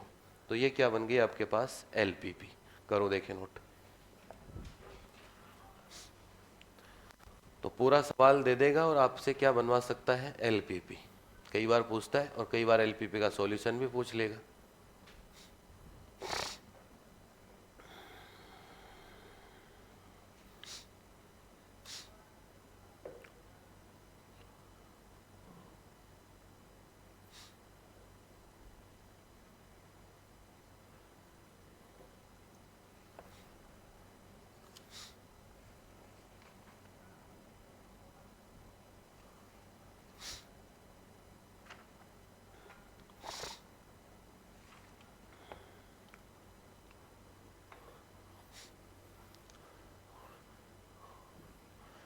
अब ये फैक्ट्री वाला चाहेगा, देखो भाई ट्रक में फ़ायदा ज़्यादा है, 3000 रुपये मिल रहे हैं बचत के, लेकिन ट्रक में इधर काम भी ज़्यादा लग रहा है, 5 आदमी लग रहे हैं यहाँ पे, यहाँ कितने लग रहे हैं 3, कार में यहाँ 2 ही आदमी लग रहे हैं, यहाँ 3, थोड़ा मार्जिन कम है। तो अब ये चाहता है कि ज़्यादा से ज़्यादा लाभ कमाऊँ, तो मेरे को कितनी तो कार बनानी चाहिए और कितने क्या बनाने चाहिए ट्रक, जिससे कि लाभ क्या रहे मैक्सिमम रहे। तो अब देखो इन सवालों को किससे सोल्व करते हैं, रेखा या ग्राफिकल मेथड जिसे कहते हैं उससे सोल्व करते हैं। तो ग्राफिकल मेथड में देखो क्या होगा, एक को x1 मान लो और एक को क्या मान लो x2, एक को क्या मान लो भी x2, जैसे xy मानते हैं वैसे x2 कह दिया, ठीक है। अब यहाँ से देखो ये जो है आपके पास पहली कंडीशन, इसको 1 नंबर दे दिया करो, इसको क्या दे दिया 2 नंबर। अब इस कंडीशन को हो गया 2x1 प्लस 5x2, और पहले इक्वल टू 180 लेके चलो, इक्वल टू ले लिया करो, उसको रेखा मान लेते हैं। इक्वल टू 180 लिया तो रेखा हो गई, 2x1 plus 5x2 equal to कितना हो गया 180। अब इस रेखा को ग्राफ में खींचो, बताओ कहाँ कहाँ से गुजरेगी ये रेखा, कहाँ कहाँ से गुजरेगी रेखा, बताओ। देखो रेखा में पूरे बड़े बड़े ग्राफ खिंचवा दिया आपसे हैं। ये हो गया आपके पास x1 और ये क्या हुआ x2। एक बार एक को 0 मान लेते हैं, तो x1 को अगर 0 माना तो x2 की वैल्यू कितनी आएगी 36। एक बार x2 को 0 मानेंगे तो कितनी वैल्यू आएगी 90। दो ही तो पॉइंट हुए आपके पास, अरे रेखा ऐसे ही तो खींची जाती है। अब x1 x2 है, पहले क्या थे x और y थे, इतना ही तो फर्क है। अब एक पॉइंट तो हो गया सर 0,36, तो 0,36 तो यहाँ होगा, यही होगा क्या 0,36। एक हो गया 90,0, तो ये यहाँ मान लेते हैं ये कितना हो गया 90,0, और इस पे खींच दो लाइन, और लाइन खींचने के साथ 1 नंबर दे दिया करो उसको। समीकरण लिखने की आपको ज़रूरत नहीं है भाई, फिर ऊपर नीचे हो जाती है। साल में 2 ही लाइनें, कहीं में 4-4 लाइनें खींचती हैं, तो ये पता नहीं चलता कि कौन सी लाइन कहाँ काट रही है। पहली लाइन खींच ली, अब कौन सी खींचनी है दूसरी। दूसरी बताओ किधर से खींची जाएगी, 135 में 3 का भाग देंगे तो कितनी बार जाएगा, कितनी बार 45। तो 0,45 दोनों पॉइंट, तो एक तो यहाँ आएगा 0, कितना होगा 45, और एक इधर अंदर आएगा, तो ये हो गया 45, कितना होगा 0। यही पॉइंट आएंगे बेटा आपके पास। ये हमने ये रेखा खींच दी दूसरी, ठीक है। अब आपको ये देखना है कि जो एक क्षेत्र होता है कि ऊपर की तरफ होगा या नीचे की तरफ, वो यहाँ से पता चलता है। अभी तक तो किस पे बैठे हैं अपन, इक्वल टू पे बात करिए, रेखा रेखा खींचिए। अब ये कहता है लेस देन भी तो है सर, जब लेस देन होता है तो मूल बिंदु की ओर होता है पूरा पोर्शन, और ग्रेटर देन होगा मतलब रेखा से ऊपर की ओर। अब मतलब ये वाला पोर्शन आएगा इसके नीचे पूरा, और प्लस में ही रहना है, माइनस में आपको जाना नहीं है। ये तो समझ रहे हो ना कि भाई इक्वल टू वाली लाइन तो खींच दी, उसके बाद में निशान किसका है, लेस देन का। तो मतलब इस पहली रेखा का भी जो क्षेत्र आएगा वो इधर ही रहेगा, ऐसे साइन लगा लिया करो, लगा लिया। और दूसरी रेखा में भी निशान किसका है, लेस देन का, तो उसका भी नीचे ही आएगा। तो ये आ गया आपके पास। और किसी को लगता हो कई बार कंफ्यूजिंग होते हैं कुछ लाइनें कि किधर आएगा किधर नहीं आएगा, तो उसमें पॉइंट रख के देख लिया करो। जैसे मान लो आपको ये लाइन है, इसका क्षेत्र इधर आएगा ऊपर आएगा, पता नहीं चल रहा हो, सपोज करो पता नहीं चल रहा, तो इधर इधर का कोई एक पॉइंट रख लो। सबसे आसान तो है जीरो ही रख लो। जीरो रखेंगे तो जीरो जीरो, जीरो छोटा होगा किससे, 180 से। सेटिस्फाई हो रहा है नहीं हो रहा, हो रहा है, तो इसका मतलब किधर आएगा, नीचे ही पोर्शन आएगा। सेटिस्फाई करा के देख लो। अब सबका देख लो, कोई कोई ऊपर जाएगा किसी का नीचे आएगा। क्षेत्र देख लिया। क्षेत्र देखने के बाद उभयनिष्ठ क्षेत्र देखना, कॉमन रीजन। उभयनिष्ठ कौन सा है बताओ, ये वाला पोर्शन, या इसको हम कह सकते हैं ये वाला पोर्शन क्या हो गया, उभयनिष्ठ हो गया। उभयनिष्ठ क्षेत्र के क्या देखने होते हैं आपको, कॉर्नर देखने। उभयनिष्ठ क्षेत्र के आपको क्या देखने, कॉर्नर। एक कॉर्नर हम जानते हैं 0,36, दूसरा कितना है 45,0, और एक ये हो गया 0,0। एक ये जानते नहीं अपन, तो जानते नहीं तो दो रेखाओं का क्या है ये, प्रतिच्छेद बिंदु। तो इन दोनों समीकरणों को आपस में क्या कर लो, सोल्व। तो ये चित्र बना लो, दोनों समीकरण सोल्व करके वो पॉइंट बताओ, फिर आगे बढ़ते।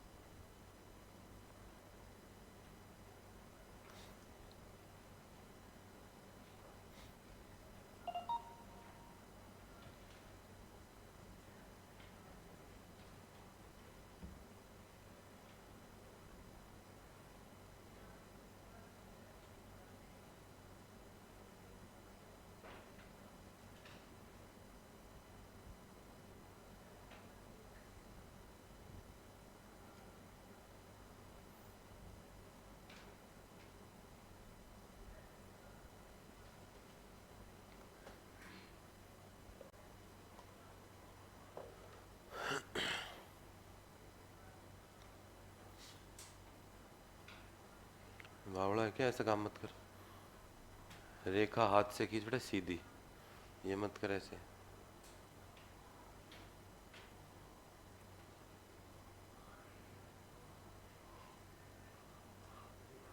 ऐसे थोड़ी रेखा खींचे, रेखा तो खींचनी चाहिए सेकंड में, ये पॉइंट ये रेखा, ये पॉइंट ये रेखा, ये क्षेत्र, 4 पॉइंट, ये ऑप्शन। ये ले कितने पे काटेगा भाई, 15,30 पे। तो ये हो गया 15,30। ये तो सोल्व कर लोगे ना कि भाई ये दो रेखा काट रही हैं, तो इनको आपस में सोल्व कर लो। किसकी वैल्यू आ जाएगी, x1 की और x2 की, ठीक है। अब ये जो कॉर्नर के 4 पॉइंट आए, उभयनिष्ठ क्षेत्र के जो 4 पॉइंट आए, ये चारों पॉइंट क्या कहलाते हैं बेटा, सुसंगत हल। ये जो चारों पॉइंट आए ये चारों क्या है, इसके सुसंगत हल। चाहे रख के देख लो, किसी में दोनों को सेटिस्फाई करेगा ये। 0,36 रख लो, चाहे 0,0 रख लो, चाहे 45,0 रख लो, किसी में भी, और चाहे रख लो 15,30। तो ये तो क्या बने आपके पास, सुसंगत हल बने। लेकिन सुसंगत हल थोड़ी चाहिए आपको, आपको तो अधिकतम वाला चाहिए, मैक्सिमम कौन देगा। तो ये चारों के चारों पॉइंट इसमें रख के देख लो, कौन से मैक्सिमम मिलेगा बताओ। देखें भाई, अब आपको चाहिए मैक्सिमम ऑफ z। तो मैक्सिमम ऑफ z की बात करें तो यही है आपके पास, 2000 इंटू कितना है x1, और 3000 इंटू कितना है x2। अब ये पॉइंट है आपके पास, कौन कौन सा पॉइंट है, एक तो है 0,36, एक पॉइंट है कितना 0,0, एक पॉइंट है 15,30, और एक है आपके पास 45,0। अब ये चारों पॉइंट इसमें रखो, बताओ क्या क्या उत्तर आ रहे हैं, और जो मैक्सिमम होगा वही आंसर है आपका। 0,0 रखेंगे तो देखो, ये तो रख देता हूं मैं, कितना आ रहा है 0। बाकी देखो 36 रखेंगे तो इतना बड़ा गुणा मेरे से तो हो नहीं रहा बेटा, देखो क्या होगा। 90 112 हो गए कि 118? 108 है, तो 108 और 3 जीरो लगा दिए इसके, ऐसा ही हुआ। और 15 30, तो 30 का मतलब तो ये हो गया 90, तो 90,000 तो ये हो गए, और 30,000 ये हो गए, तो ये हो गए 1,20,000, है ना। और ये 45,0, तो ये हो गए 90,000, यही हुआ आपके पास। अब आपको सवाल चाहिए मैक्सिमम, तो ये मिल रहा है आपको मैक्सिमम। तो आपको कई बार तो पूछेगा कि अधिकतम लाभ कितना होगा, तो अधिकतम लाभ पूछे तो 1,20,000 होगा, ठीक है। अब कई बार ये पूछ लेगा कि अधिकतम लाभ के लिए कितने ट्रक और कितनी कार बनाए, तो ये 15,30, ये कार और ट्रक की तो वैल्यू x1 और x2 की, तो ये तो कार हो जाएंगी 15, तो और ट्रक कितने बनाने चाहिए उसको 30। तो ये सवाल है, जैसा आपसे पूछे, यहाँ तक पूछे तो यहाँ तक भी पूछ सकता है, और अगर सॉल्यूशन पूछे तो सॉल्यूशन भी पूछ सकता है। और कई बार क्या करेगा, डायरेक्ट ही ये देगा आपको, डायरेक्ट ही यही देगा, ये पूरी रामायण नहीं देगा, समीकरण लिखे आएंगे और फिर पूछेगा कि मैक्सिमम या मिनिमम वैल्यू कितनी आएगी। तो समीकरण लिखे हुए आएंगे, तुरंत जो जो रेखा खींच रही है वो रेखा देख लो, उभयनिष्ठ क्षेत्र देख लो, कहाँ कहाँ कॉर्नर पॉइंट है, वो तो हो जाएंगे सुसंगत हल। और वो 3 4 जितने भी पॉइंट आएंगे उन सबको इस सवाल के जेड में रख लो। मैक्सिमम चाहिए तो मैक्सिमम वाला ले लो, मिनिमम चाहिए तो क्या ले लो, मिनिमम वाला।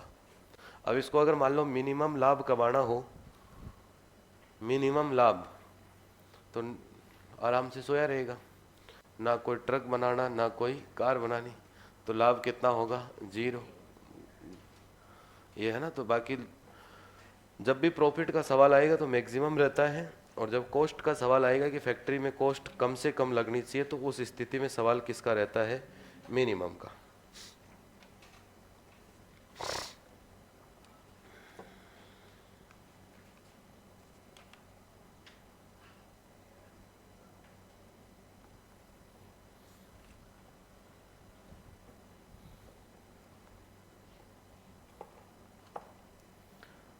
कर लिया नोट सबने? तो पहले सवाल पढ़ना अगर थ्योरी दी हुई है, और सवाल पढ़ने के बाद अगर एलपीपी पूछिए तो एलपीपी बना देंगे, और अगर मैक्सिमम मिनिमम पूछा है तो मैक्सिमम मिनिमम कर देंगे। अगला सवाल देखो, अगला सवाल देखो भी।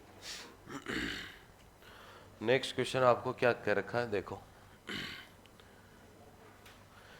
ये कहता है कि एक कंपनी ए और बी नमूने की 2 बेल्ट बनाती है।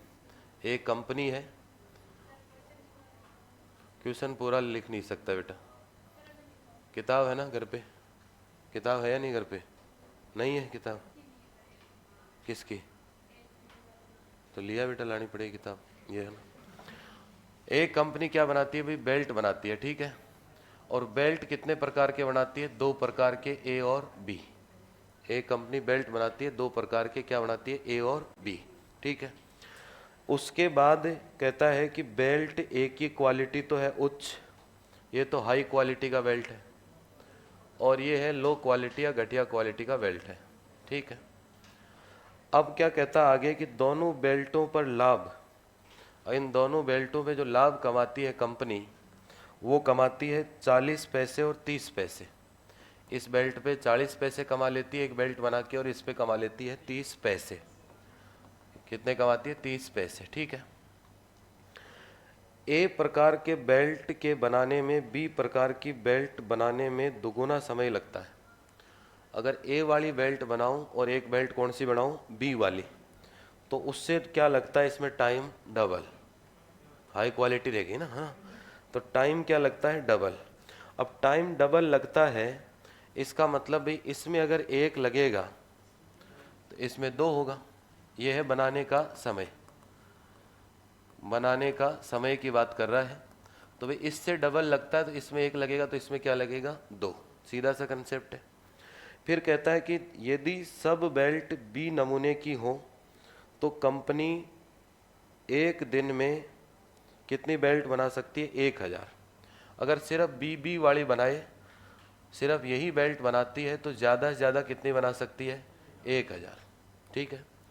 और अगर कंपनी, परंतु हाँ आगे और भी समस्या है इसमें, कि अगर यदि सब बेल्ट बी नमूने की हो तो कंपनी 1000 बेल्ट बना सकती है, परंतु चमड़े की पूर्ति केवल 800 बेल्टों प्रतिदिन के लिए पर्याप्त है।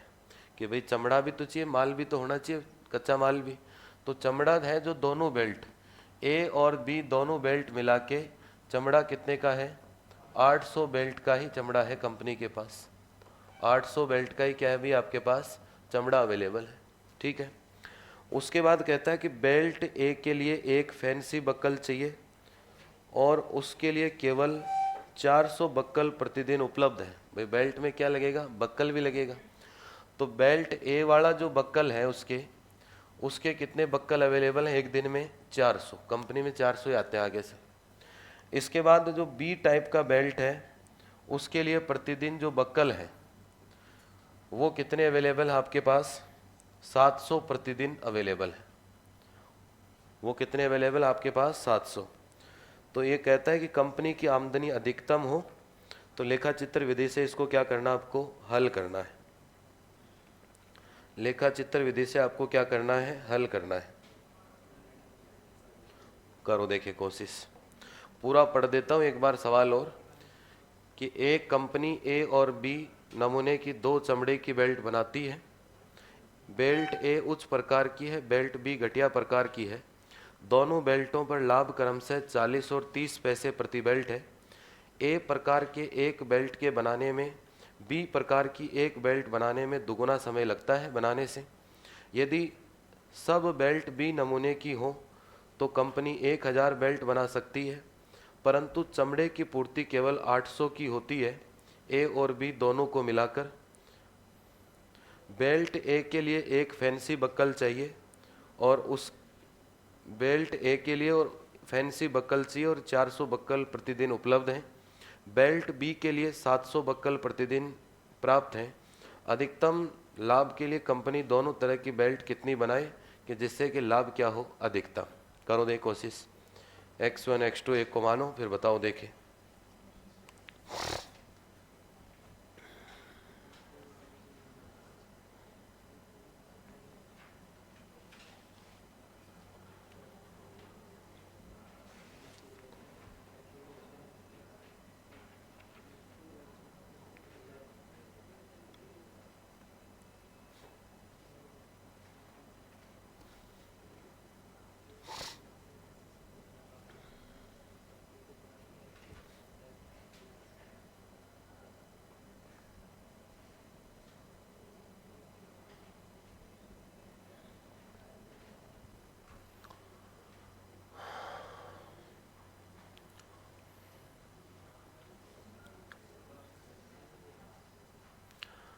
देखो एक बेल्ट को तो मान लो बेटा क्या, x1, और दूसरी बेल्ट को क्या मान लो, x2। यही मान के चलेंगे। अब देखो सॉल्यूशन में अगर बात करें, एलपीपी बनाते हैं इसकी, तो लाभ क्या चाहिए अगले को, मैक्सिमम। तो ये हो गया मैक्सिमम z। ठीक है। अब उधर आंसर देख लिया करो कि किस में आ रहे हैं आंसर। फिर तो पैसे के आंसर किस में आएंगे, फिर रुपए में आएंगे। तो इनको ऐसा लिख दो कि 40 बट्टे कितना हो गया, 100, और इंटू कितना हो गया, x1।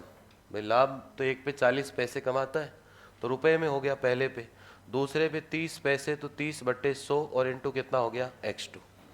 ये तो हो गया आपका उद्देश्य फलन या ऑब्जेक्टिव फंक्शन z। इसके बाद सब्जेक्ट टू कंडीशन आती है। कंडीशन में कहता है कि सर इस बेल्ट से इस बेल्ट में क्या लगता है, दोगुना समय लगता है। तो ये हो गया 2x1 और प्लस कितना हो गया, x2। 2x1 प्लस कितना हो गया, x2। ठीक है। अब बताओ ज़्यादा से ज़्यादा कंपनी कितने बेल्ट बना सकती है, 1000।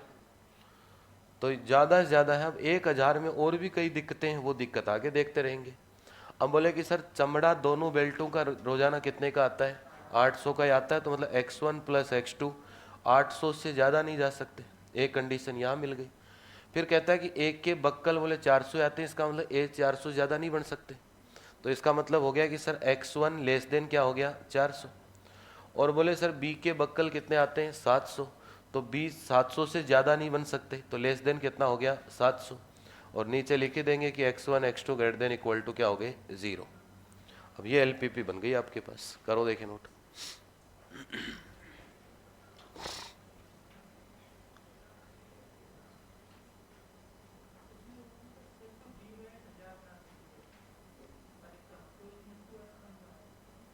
भाई कंडीशन यही है अपने पास, एक बार लिख लो और बताता हूँ फिर हम सवाल करते समय।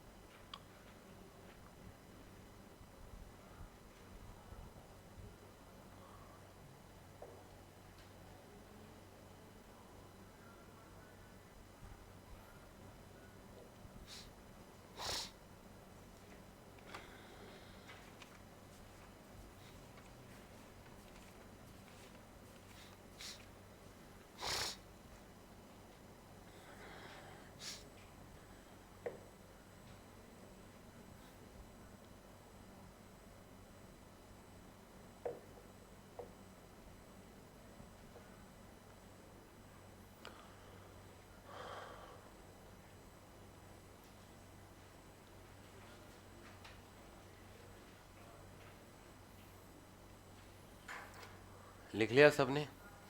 अब देखो इसमें जो कंडीशन लिखी है मैंने, ये इसकी कोई कंडीशन थी नहीं वैसे, कि सर इस बेल्ट को बनाने में इससे पहली बनाते हैं, या ऐसा समझ सकते हैं दूसरी बेल्ट से पहली बेल्ट में क्या लगता है दोगुना समय। तो ये तो लिख दिया अपने 2x1 प्लस x2। अब कंपनी ये लिखा हुआ कि अगर कंपनी केवल बी बेल्ट बनाए तो कितने बना सकती है 1000। अब अगर बी 1000 बना सकती है तो उसके साथ अगर ए भी बना ले तो फिर तो और भी कम बनाएगी, क्योंकि ए में टाइम क्या लगता है डबल लगता है उससे। तो उसमें लिखा हुआ सवाल में कि यदि सिर्फ बी बेल्ट बनाती है तो वो कितने बना सकती है दिन के 1000, और अगर ए और बी दोनों बनाएगी तो फिर तो किससे कम रहेंगे 1000 से कम ही रहेंगे। उसमें लिखा हुआ है बिल्कुल सवाल में कि सिर्फ अगर बी बनाती है तो कितने बना सकती है 1000।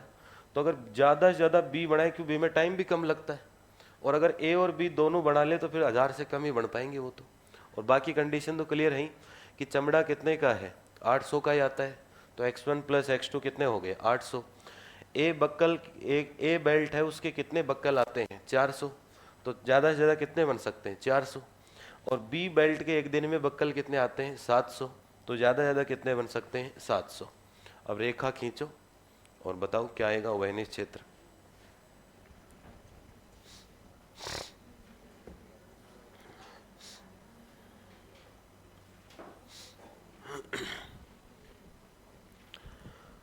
रेखा खींचो भी, 4 लाइन है, सिंपल लाइन है, ज़्यादा बड़ी लाइन है भी नहीं।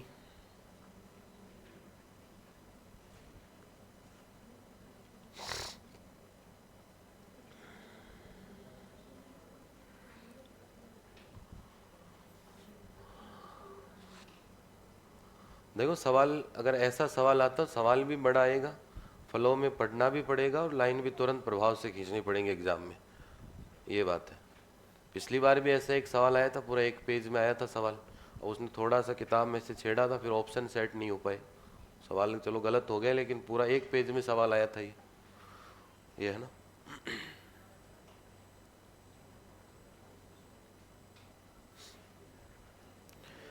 बताओ भी तुरंत बताओ देखें। रेखा सिंपल है, 0,400 4 0,700 यही तो रेखा है सर, तो सिंपल है। एक 800 800 भी खिंच जाएगी, 1500 भी खिंच जाएगी, बताओ। और फिर कहाँ काट रही है, कौन सा क्षेत्र ओबेनिस्ट है, तो 1 नंबर 2 नंबर और इसको दे दो 3 और इसको 4। अब जो पॉइंट आते हैं वो पॉइंट यहाँ रख रख के देखो फिर ओबेनिस्ट वाले कि किस में लाभ ज़्यादा आ रहा है।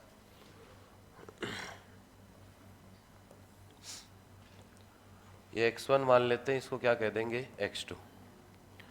पहली लाइन है बेटा 2x1 प्लस x2, तो अगर x1 0 ले लूँ तो x2 कितना आ गया 1000, तो ये हो गया 0,1000, ये पॉइंट हो गया 0,1000। और अगर x2 0 ले लूँ तो कितना आ गया 500, तो ये खींच गया आपके पास 500,0। और लाइन नंबर दे दिया करो 1। इसके बाद है x1 प्लस x2, तो ये कहाँ काटेगा 800 800 पे, तो ये इधर 800 मान लेते हैं, इधर 800 मान लेते हैं।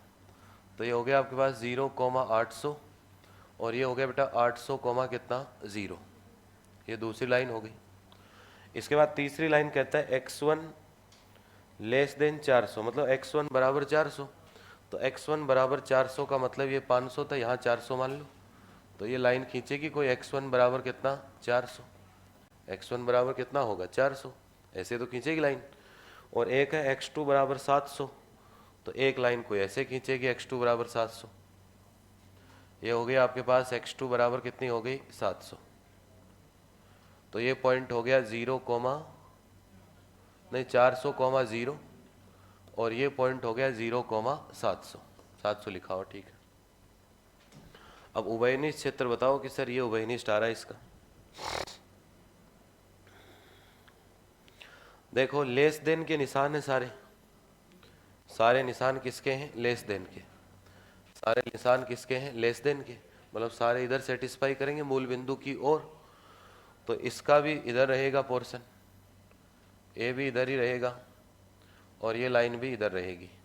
तो ये जो आपको पोर्शन नजर आ रहा है, ये वाला पोर्शन, ये क्या होगा इसका उभयनिष्ठ भाग होगा। अब एक तो ये पॉइंट आ गया सर, ये तो हो गया 0,0। एक ये पॉइंट आ गया 400,0। एक ये पॉइंट आएगा, इसीलिए मैं नंबर लिखे थे। देखो अब कौन काट रहा, 1 और 3। तो 1 और 3 को सोल्व कर लो इधर से। भाई लाइन ज़्यादा होती, नंबर इसी लगाए मैंने, फिर काटते समय देखें कौन सी लाइन काटी, फिर ढूंढते घूमोगे। भाई एग्जाम में अब जब नॉर्मल करते हैं तब तो हर लाइन के ऊपर क्या लिखते हैं, उसका समीकरण लिख देते हैं। जब लिख के दिखाना होता है तब तो क्या लिखते हैं समीकरण, अदरवाइज नंबर दे लिया करो। अब देखो देखते ही पता चल गया यहाँ से कि कौन सी लाइन काट रही है, 1 और 3। 1 और 3 को सोल्व कर लो। x1 की वैल्यू कितनी रख दो 400, तो 800 तो कितना हो गया 200। तो कितना बचेगा आपके पास 200। कौन आया 200, x2 आया 200। x2 200 आ गया, तो ये 200 यहाँ रख देंगे। तो 800 तो कितना हो गया 400, x1 कितना हो गया 400। तो ये पॉइंट हो गया बेटा 400 कोमा कितना 200। आगे चलो, ये काट रही है, ये कितने नंबर है 2 नंबर लाइन, और ये कितने हैं 1 नंबर। ये 2 और 1 काट रही है, 2 और 1 काट रही है, तो पॉइंट कितना आएगा 200 600 लिख देता हूँ भी, 200 600। फिर देखो बेटा यहाँ भी काट रही हैं, तो ये पॉइंट कितना आएगा, यहाँ कौन सी काट रही हैं 2 और 4 काट रही हैं। 2 और 4 देख लो, 2 और 4 देखेंगे तो यहाँ रखेंगे 700। तो x1 बराबर तो हो गया 100, और 100 कॉमा कितने हो गए 700। 100 कॉमा कितने हो गए 700। ये पॉइंट हो गया 100 कॉमा 700, और ये पॉइंट है ही आपके पास कितना 0,700। तो सारे पॉइंट आ गए, 1 पॉइंट 2 पॉइंट 3 पॉइंट 4 पॉइंट 5, और कितने पॉइंट हो गए 6 इसके क्या हो गए सुसंगत हल हो गए बेटा। अब ये सुसंगत हलों 6 से इधर वैल्यू इसके साथ यहाँ पुट करो, और किस में आंसर क्या आता है मैक्सिमम, वही आपका रिजल्ट है। करो 0, ये 100 तो वैसे कट रहे हैं सब में, भाई कैलकुलेशन में कहाँ दिक्कत है, 100 तो वैसे कट रहे होंगे ना सब में। हाँ तो फिर बताओ, देखें कौन से पॉइंट पे ये 6 पॉइंट रखे जाएंगे, कौन से पॉइंट पे सबसे ज़्यादा आंसर मिलेगा और कितना मिलेगा ये बताओ।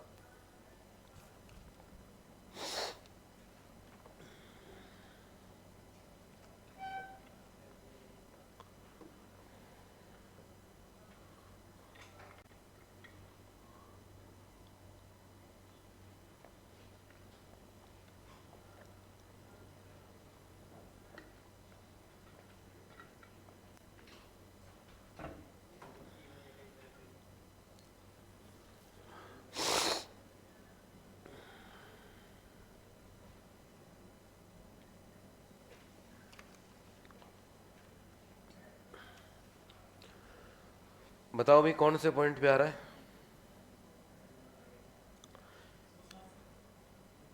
200 और 600। 260 वैल्यू आनी चाहिए, उस पर 250 ही आएगी भी, जो 700 वाला है ना। 100 700 पे 250 ही आएगी। तो इस पॉइंट पे देखो, जब ये 200 600 रखोगे, 200 600 रखेंगे तो मैक्सिमम जेड मिलेगा, और कितना आंसर आएगा 260। तो 260 रुपये कमाएगा अगला। कितने बेल्ट बनाएगा? 200 तो कौन से बनाएगा? ए वाले। 200 बेल्ट तो क्या बनाएगा? ए कैटेगरी के।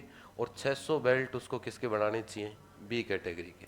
भाई उसके जैसा काम करने वाले हैं, जितना समय लगता है, कितना चमड़ा आ रहा है, किस किस बेल्ट के कितने बक्कल आ रहे हैं, किस किस बेल्ट के कितने बक्कल आ रहे हैं, सब समस्याओं को मिला के, जितनी भी इसकी बातें थी उन सबको मिला के देखा कि लाभ ज़्यादा से ज़्यादा मिलना चाहिए। तो रिजल्ट ये निकला कि 200 बेल्ट तो ये बनानी चाहिए और 600 बेल्ट ये बनानी चाहिए इसको।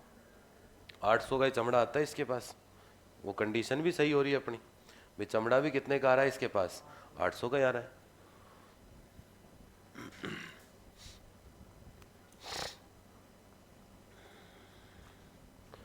तो सवाल सिंपल है, जैसे जैसे सवाल पढ़ते जाते हो वैसे वैसे कंडीशन बना लिया करो।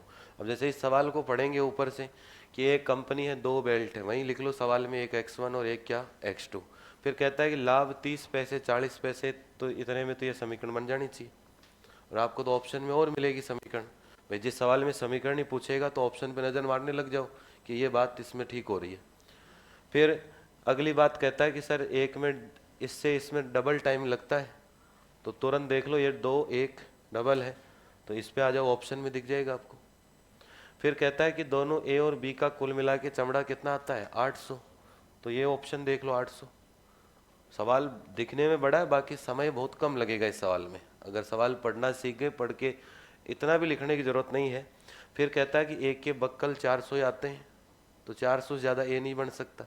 बी के बक्कल कितने आते हैं? 700, तो 700 से ज़्यादा नहीं बन सकते। और सोल्व करवा रहा है तो फिर सोल्व कर सकते हैं, 4 लाइन ही तो खींचनी है।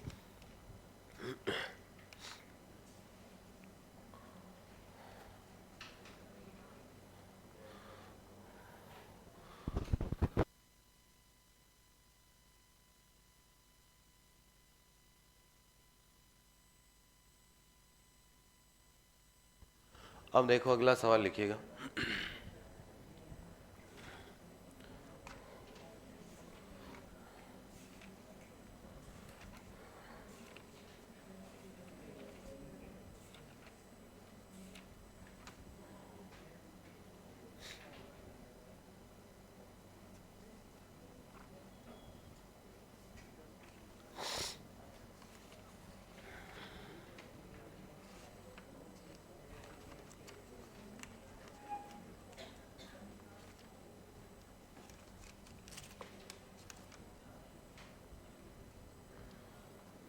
लिखो सवाल, लिखो अगला सवाल।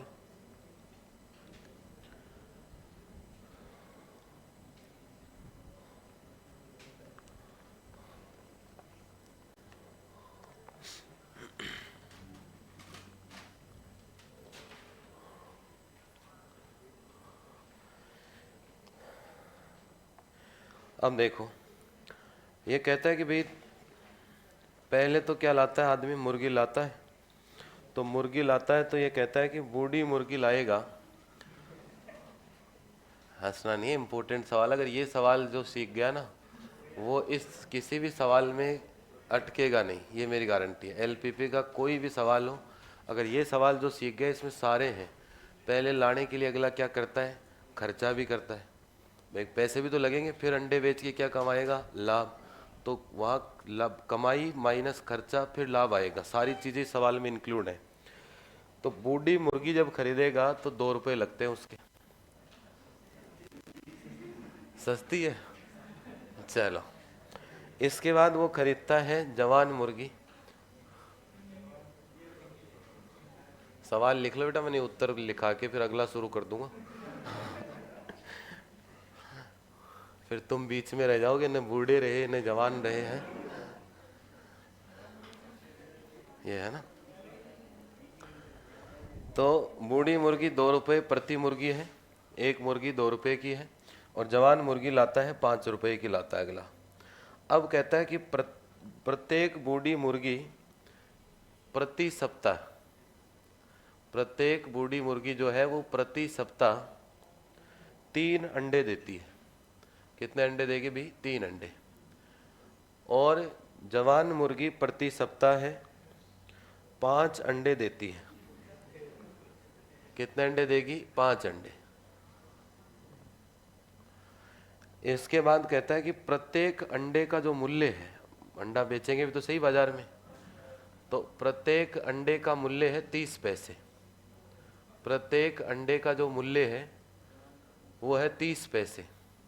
अब सवाल में बहुत कुछ है, आधा सवाल रुपए में है, मुर्गी लाता रुपए में, पैसे में, तो मतलब ये सवाल जो सीख गया ना वो पूरा सवाल सीख जाएगा। समझ रहे हो ना बात को, कि आधी बातें पैसे में, आधी बातें हैं रुपए में।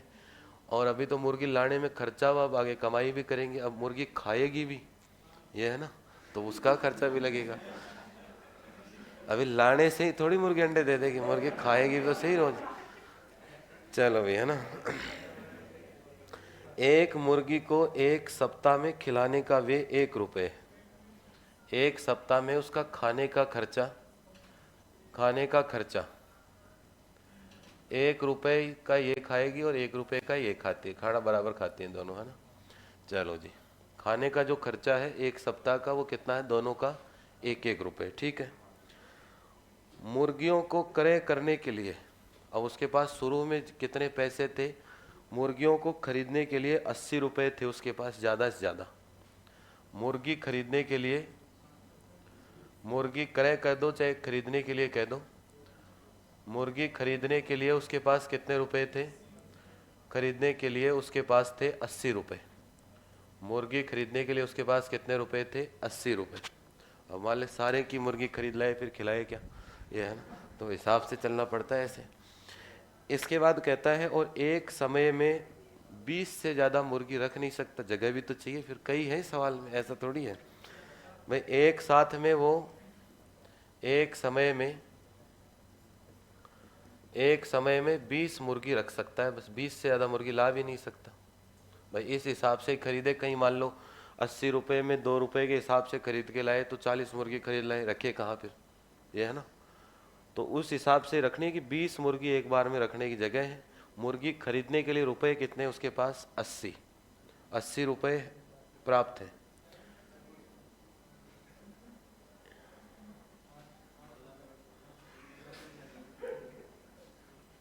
अब कहता है कि प्रति सप्ताह अधिकतम लाभ कितना होगा और कौन कौन सी मुर्गी रखी जाए, कितनी कितनी।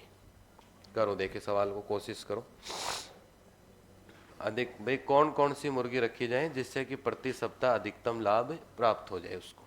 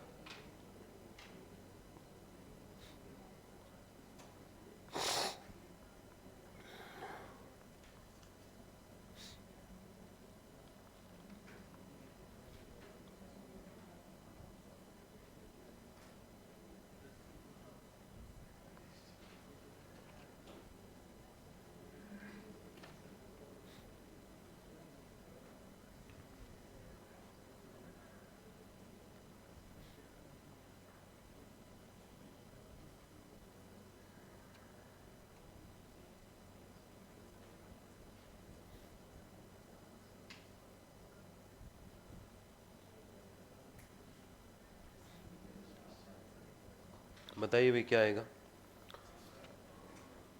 क्या है समस्या इसमें?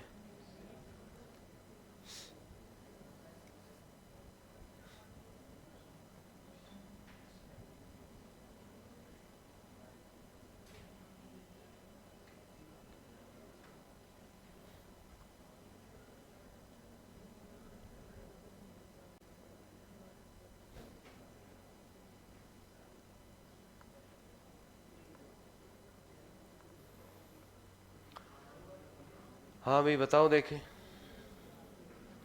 समीकरण बनाओ, आसान है सवाल, इतना टिपिकल है नहीं। देखो अभी तो इसमें वो खाने का खर्च भी है, चलो ठीक है।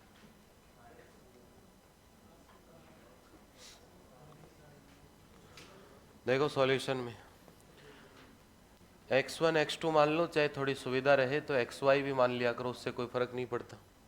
मैं x1 x2 मान लो, चाहे क्या मान लो, xy की आदत है नॉर्मल, तो xy मान लिया करो। अब देखो क्या कहता है कि लाभ मैक्सिमम करना मेरे को, मैक्सिमम ऑफ z। अब देखो मुर्गी लाने के लिए पैसे अलग हैं, उसका हिसाब अलग है। मुर्गी लाने के पैसे का हिसाब अलग है कि दोनों मुर्गी के लिए कितने रुपए हैं उसके पास, 80, वो अलग उसकी पूंजी है। अब जो काम कर रहा है मुर्गी पालन का, उसका देखना है कि उसमें कितना तो खर्चा आता है रोज, और रोज मुर्गियों से कितने अंडे से कितनी इनकम होती है। अब देखो बूढ़ी मुर्गी वाले जो भी हिसाब किताब है उसको x मान लो, और जवान मुर्गी का जो भी हिसाब किताब है उसको क्या मान लो, y मान लो, ठीक है। अब बूढ़ी मुर्गी खरीदेंगे तो भी 2x कह देंगे, जवान मुर्गी 3y। अंडे देती है तो 3x, इसके अंडे क्या हो जाएंगे, 5y। भाई एक मुर्गी 5 देती है तो मान लो 5 मुर्गियों तो 25 हो जाएंगे, y से गुणा हो जाएगा। खाने पीने का खर्च ये हो गया 1x, और इसका भी कितना है 1x, 1y कह देंगे इसको।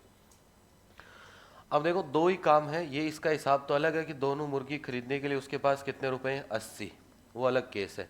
एक मुर्गी 2 रुपए की आती है, एक 5 की आती है, तो कंडीशन बन जाएगी, ये तो चाहे पहले बना दूं कि ये तो क्या हो गई, बूढ़ी मुर्गी 2 रुपए के हिसाब से, और ये हो गई जवान मुर्गी कितने के हिसाब से, 5 रुपए के हिसाब से खरीदेगा, लेकिन उसके पास रुपए कितने हैं, 80।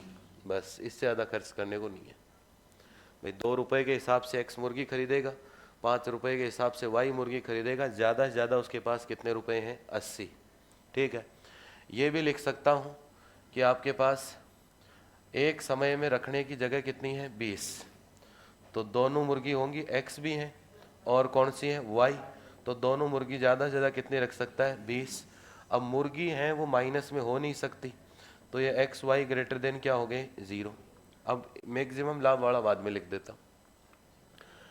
कितना तो कमाएगा वो बताओ, कमाई करेगा, देखो 3, एक मुर्गी कितने अंडे देती है, 3। अब कितनी मुर्गी है उसके पास, एक्स मुर्गी, और ये 5 देती है, तो ये कितना हो गया, 5y, तो ये हो गया, इतने तो अंडे हो गए, 3x प्लस कितने हो गए, 5y, ये तो अंडे हो गए। अब एक अंडे को किसके हिसाब से बेचेगा, 30 पैसे के हिसाब से बेचेगा, तो 30 बटे कितना हो गया, 100, 30 बटे कितना हो गया, 100। भाई 3 अंडे ये देती है, 5 अंडे ये देती है, मुर्गी कितनी है ये तो अभी यही तो पता करने चले हैं कि जवान कितनी है, बूढ़ी कितनी है। तो जवान x मान रखी है, नहीं वो बूढ़ी तो x मान रखी है, जवान क्या मान रखी है, y, ठीक है। अब क्या होगा, ये तो लाभ सिर्फ अंडे का ही लाभ है, और कोई लाभ थोड़ी उसको नहीं है। अब खर्चा है उसके, उनके खाने पीने का खर्चा है, तो ये 1 रुपये का खाती है रोज, ये भी 1 रुपये का, तो ये जो पैसे थे रुपए में बदल गए। अब ये भी 1 रुपये का खाती है, तो x भी घटाना पड़ेगा, और क्या घटाना पड़ेगा, y भी। ये खर्चा हो गया, माइनस एक्स प्लस कितना हो गया, y। अब इसको सोल्व कर लो, करना चाहो, देखो ये कितना हो गया, ये हो गया 90/100, 90/100 हो गया क्या, तो कितना बच गया, अरे कितना बच गया,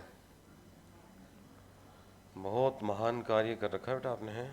तो ये तो हो गया माइनस के 0.1x, और ये हो गया 100, खुद तो है ही है 1, और ये हो गया 150, तो 1.5, तो 1.5, और क्या हो गया आपके पास, y, ये z बन गया आपका।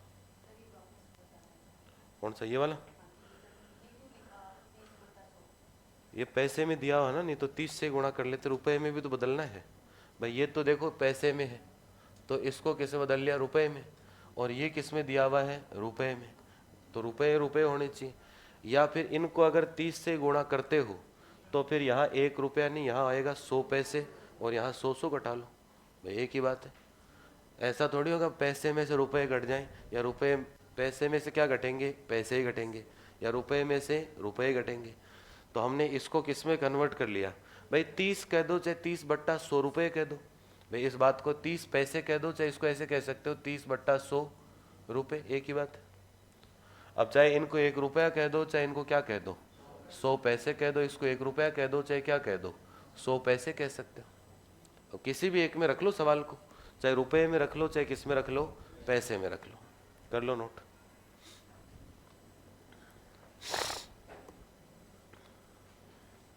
ये 1.5 कैसे है? 0.5 आएगा ना। हाँ, माइनस हो गया ना 1। अब बताओ सॉल्यूशन। अब तो सवाल सोल्व करो। देखो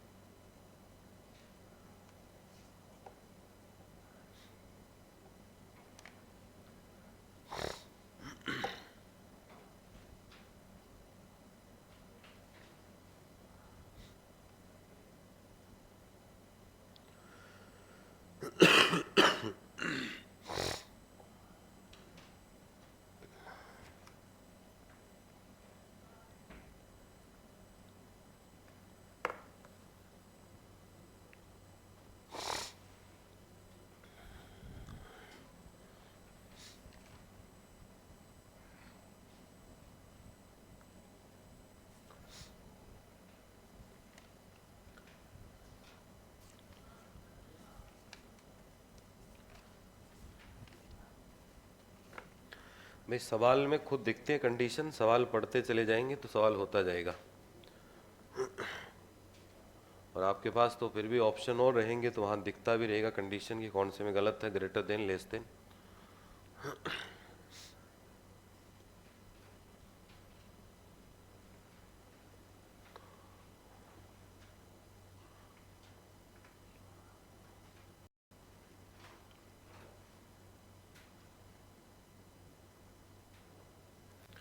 तो ये तो है उसके रोज की कमाई प्रति सप्ताह की, और ये है उसका रोज का या प्रति सप्ताह का खर्चा मुर्गियों का।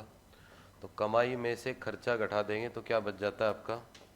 लाभ। जो इनकम होती है उसमें से एक्सपेंसेस माइनस कर देंगे तो प्रॉफिट बच जाएगा आपके पास।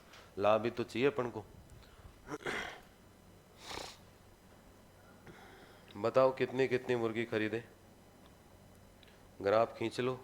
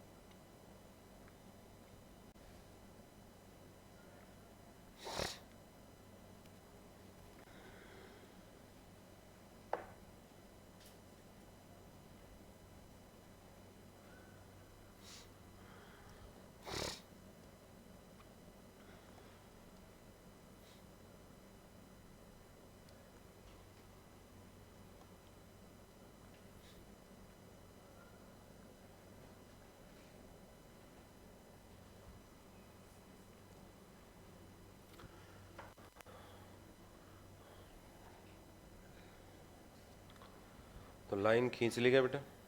रेखा खींच लिया सबने? बताओ देखिए क्या क्या पॉइंट आए, अपन भी खींचते हैं।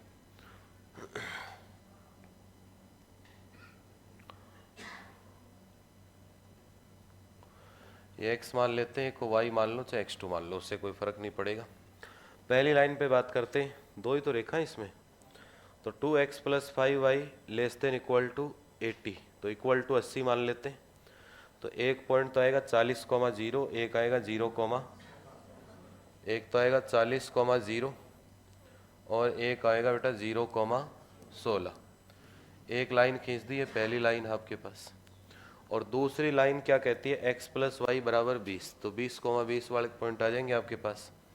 तो इससे ऊपर होगा तो ये पॉइंट तो मान लेते हैं कितना हो गया? 0,20। और इधर ये नीचे होगा, ये हो गया 20, कितना? 0। दोनों में लेस देन के निशान है आपके पास। तो लेस देन के निशान है तो बेटा ऐसे आएगा नीचे की तरफ, इसका भी एरिया नीचे की तरफ होगा और इसका भी। ये पोर्शन कवर करती है उभयनिष्ठ क्षेत्र। तो अब आपको उभयनिष्ठ क्षेत्र दिख गया होगा कि ये जो क्षेत्र है ये कौन सा क्षेत्र है आपका, उभयनिष्ठ क्षेत्र। तो ये पॉइंट कितना हो गया 0,0, ये 20,0, ये 0,16। अब यहाँ काट रही हैं दोनों रेखाएं, तो ये प्रतिच्छेद बिंदु हो गया। तो दोनों को सोल्व कर लेंगे तो कितना हो गया 20/3, 40/3। तो ये हो गया 20/3, 40/3। अब 4 पॉइंट आ गए बेटा। 4 पॉइंट किस में रख दो, इस जेड में रख दो ले जाके। जेड यही बना था लास्ट में सोल्व करने के बाद, और जिसमें सबसे बड़ा आंसर आता हो वही क्या होगा, आपका आंसर आ जाएगा। तो 4 पॉइंट आ गए, आप नीचे लिख लेना, मैं यहाँ साइड में लिख रहा हूँ। एक तो पॉइंट है 0,0, एक पॉइंट है 20,0, एक पॉइंट है 20/3, 40/3, और एक पॉइंट है बेटा 0,16। यही 4 पॉइंट आए अपने पास। अब आपको क्या चाहिए, मैक्सिमम जेड चाहिए इनमें से।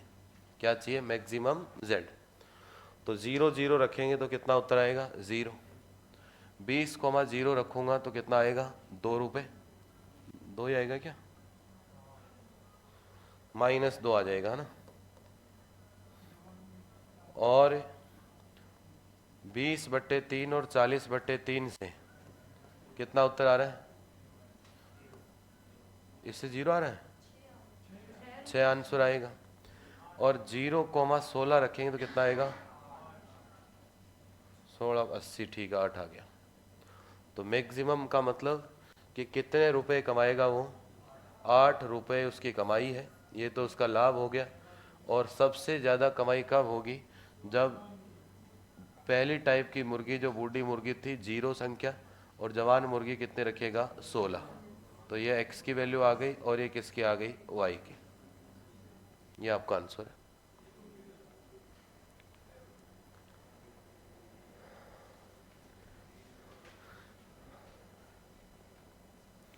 ऐसा नहीं है कि भाई उसके पास जगह थी वो रखने की 20 की थी, लेकिन प्रॉफिट भी देखना पड़ता है। तो कितनी खरीदेगा 16 ही खरीदेगा।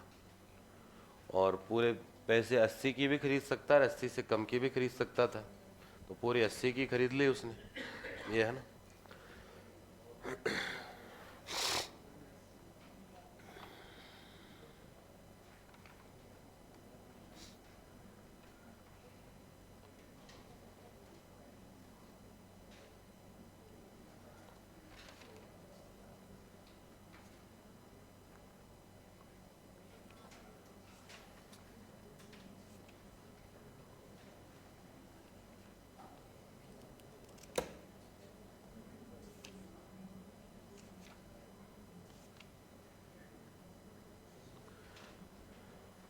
और जो एक कॉमन एरिया आता है आपके पास, ये जो उभयनिष्ठ रीजन है, ये पॉइंट तो क्या कहलाते हैं, सुसंगत हल।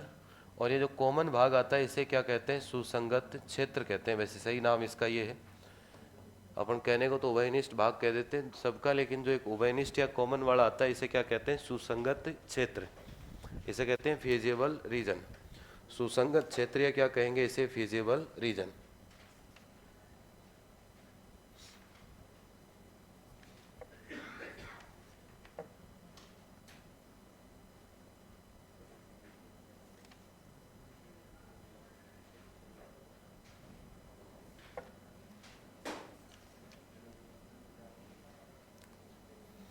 अगला सवाल देखो।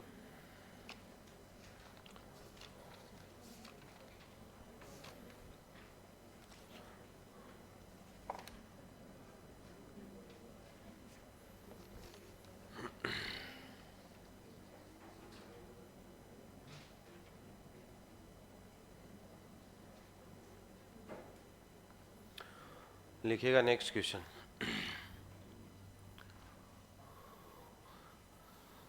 अगला सवाल दिया, maximum of z equal to x1 plus क्या दिया हुआ आपको 2x2, subject to condition. Subject to condition आपके पास x1 less than equal to 80, x2 less than equal to 60, और 5x1 plus 6x2, 5x1 plus 6x2 less than equal to क्या होगा 600। और ये हो गया x1 plus 2x2, x1 plus 2x2, ये हो गया लेस देन 160, और नीचे कंडीशन है x1 x2 greater than equal to 0। बताइए उत्तर।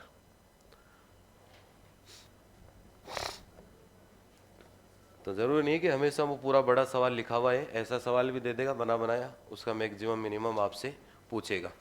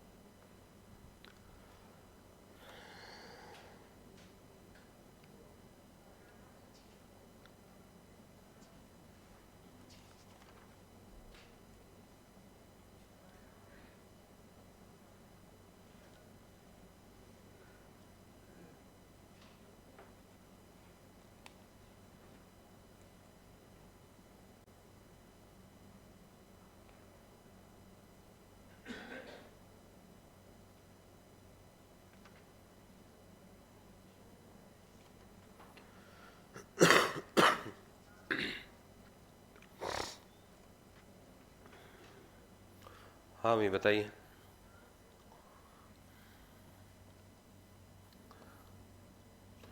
ये x हो गया आपके पास, ये y हो गया, ठीक है। अब यहाँ से देखो x1 less than equal to 80, तो ये हो गया आपके पास x1 इक्वल टू 80 मान लेते हैं इसको, और एक नंबर दे देते हैं इस लाइन को। और एक दिया हुआ बेटा आपको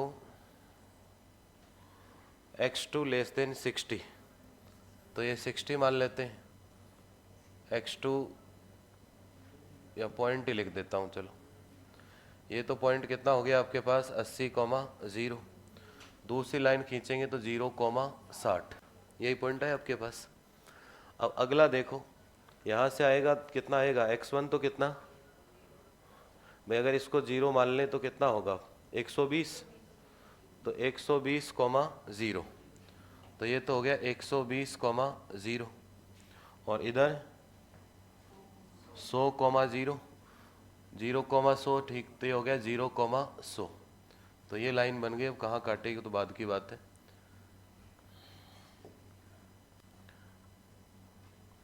ठीक है, ये लाइन नंबर क्या होगी आपके पास 3rd। इसके बाद 4th की बात करें तो 4th कितना होगा 160,0, तो एक तो होगा 160,0, यहाँ मान लेते हैं 160, कितना होगा 0, और एक होगा सर इसको 0 ले लेंगे तो 80, तो एक यहाँ आएगा, ये हो जाएगा 0,80। और ये लाइन खींच देते हैं इस पे कि कहाँ काटे कोई पता नहीं है, लाइन नंबर दे देंगे इसको 4। ठीक है, अब सारी लाइन किसकी है? लेस देन की लाइन है सारी। भैया भी लेस देन मतलब सबका रीजन ये रहेगा। तो ये कॉमन पोर्शन आपको दिख रहा है, ये वाला कॉमन पार्ट है आपके पास, ये वाला पार्ट। अब ये दो लाइन एक जगह काट रही, चेक करना पड़ेगा अभी इसको, है ये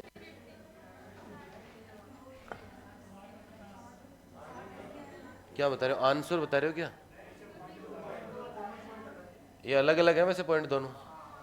भाई एक पॉइंट तो वैसे लाइन ही अलग बनी है अपने पास, वैसे पॉइंट अलग अलग है। देखो बना देते हैं दोबारा से।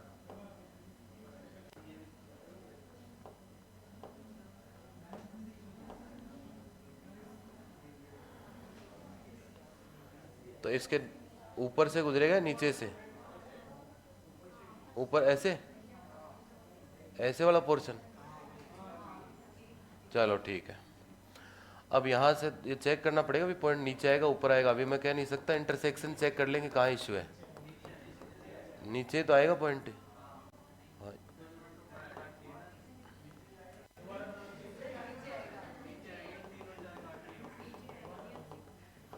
अरे मैं आपके भरोसे बैठा हूँ, कहीं प्रतिच्छेद बिंदु ज्ञात कर लेते तो कुछ हो जाता। बाकी ये पॉइंट नीचे आएगा भैया ना, ये पॉइंट आएगा आपके पास, ये लाइन आएगी। ठीक है, अब देखो उभयनिष्ठ अभी चेक कर लेंगे ना, पॉइंट से बात नहीं भी। दो रेखाओं का प्रतिच्छेदन ज्ञात नहीं कर सकते, ऐसे हम 100 बार कह दिया कि नीचे आएगा और कह रहा है ऊपर आ रहा है, लेकिन दो रेखा का प्रतिच्छेदन हम चेक नहीं करेंगे, ये है ना। अब मेरे को तो एक यहाँ ही चेक करना है, एग्जाम में मेरे को चेक करना भी नहीं है। ये देखो ये पॉइंट कितना हो गया, 0,0। ये यहाँ काट ही रहा है, ये पॉइंट बताओ कितना आएगा। पहली और तीसरी लाइन काटेगी इधर से, पहली और तीसरी वैल्यू रख लो 80, तो कितना हो गया 80,100/3। ठीक है, ये पॉइंट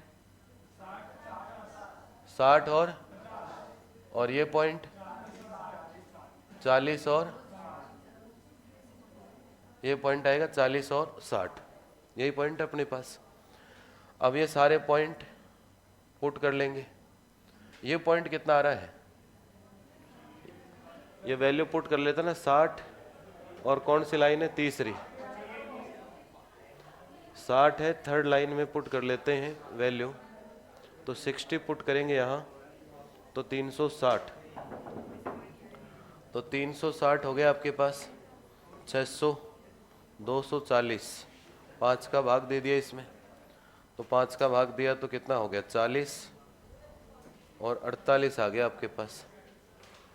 तो ये पॉइंट आएगा 40-60, और ये कितना आएगा, नहीं मैं चेक कर रहा हूँ ना, ऊपर लाइन ऊपर आएगी नीचे आएगी इसलिए चेक कर रहा हूँ। ये पॉइंट कितना आएगा 48-60 आएगा ये, और ये कितना आ रहा है 40-60, तो रेखा नीचे से जाएगी। ये ऊपर वाली जो लाइन दिख रही है आपको इसकी ज़रूरत नहीं है, ये अपन ने ऐसे खींच रखी है। इतनी तो देर लग रही थी, या तो ये पॉइंट चेक कर लो, ये चेक कर लो। एक आ रहा है 40-60 और एक क्या आ रहा है 48-60, अभी पता लग जाए कौन सा लाइन ऊपर है। तो ये 48 पॉइंट आ रहा है, ये पॉइंट हो गए। अब बताओ देखो इसमें वैल्यू पुट करते हैं, पॉइंट हो गया 0-0, इसीलिए तो सवाल कराया मैंने ये, अरे इसीलिए तो सवाल कराया मैंने ये, नहीं तो कराता ही क्यों मैं। 100 बट्टे कितना हो गया 3, और 60-50, 40-60 और 0-60। अब z के अंदर रखेंगे, हमें क्या चाहिए, मैक्सिमम z देखना है। तो अब ये रहा z आपके पास, ये पॉइंट किस में पुट करेंगे, z में। z में 0 पुट करेंगे तो 0, 80, ये कितना आ गया आपके पास 80। अगला पॉइंट 80 और 100/3 में से, यहाँ से कितना आ रहा है, मतलब 166 के आसपास, 641 बट्टे, अरे कितना आ रहा है, रखा होगा ना पॉइंट। बहुत टिपिकल मामला है बेटा। चलो जो भी आएगा, ये बताओ ये कितना आएगा, अभी मैं सोल्व कर लूँगा, बहुत टिपिकल है ना ये तो। ये कितना ये 160 है, और ये कितना आएगा, ये भी 160, ये आएगा 440 बटे ये, फिर ये इससे ठीक है तुमसे तो है ना। और 0.60 का कितना आएगा 120, तो ये 440 बटे 3। अच्छा, तभी नहीं बोल पा रहे थे कि 440 वोल्ट का करंट वाला झटका। अरे मैंने सोचा बोल कैसे नहीं पा रहे, है ना।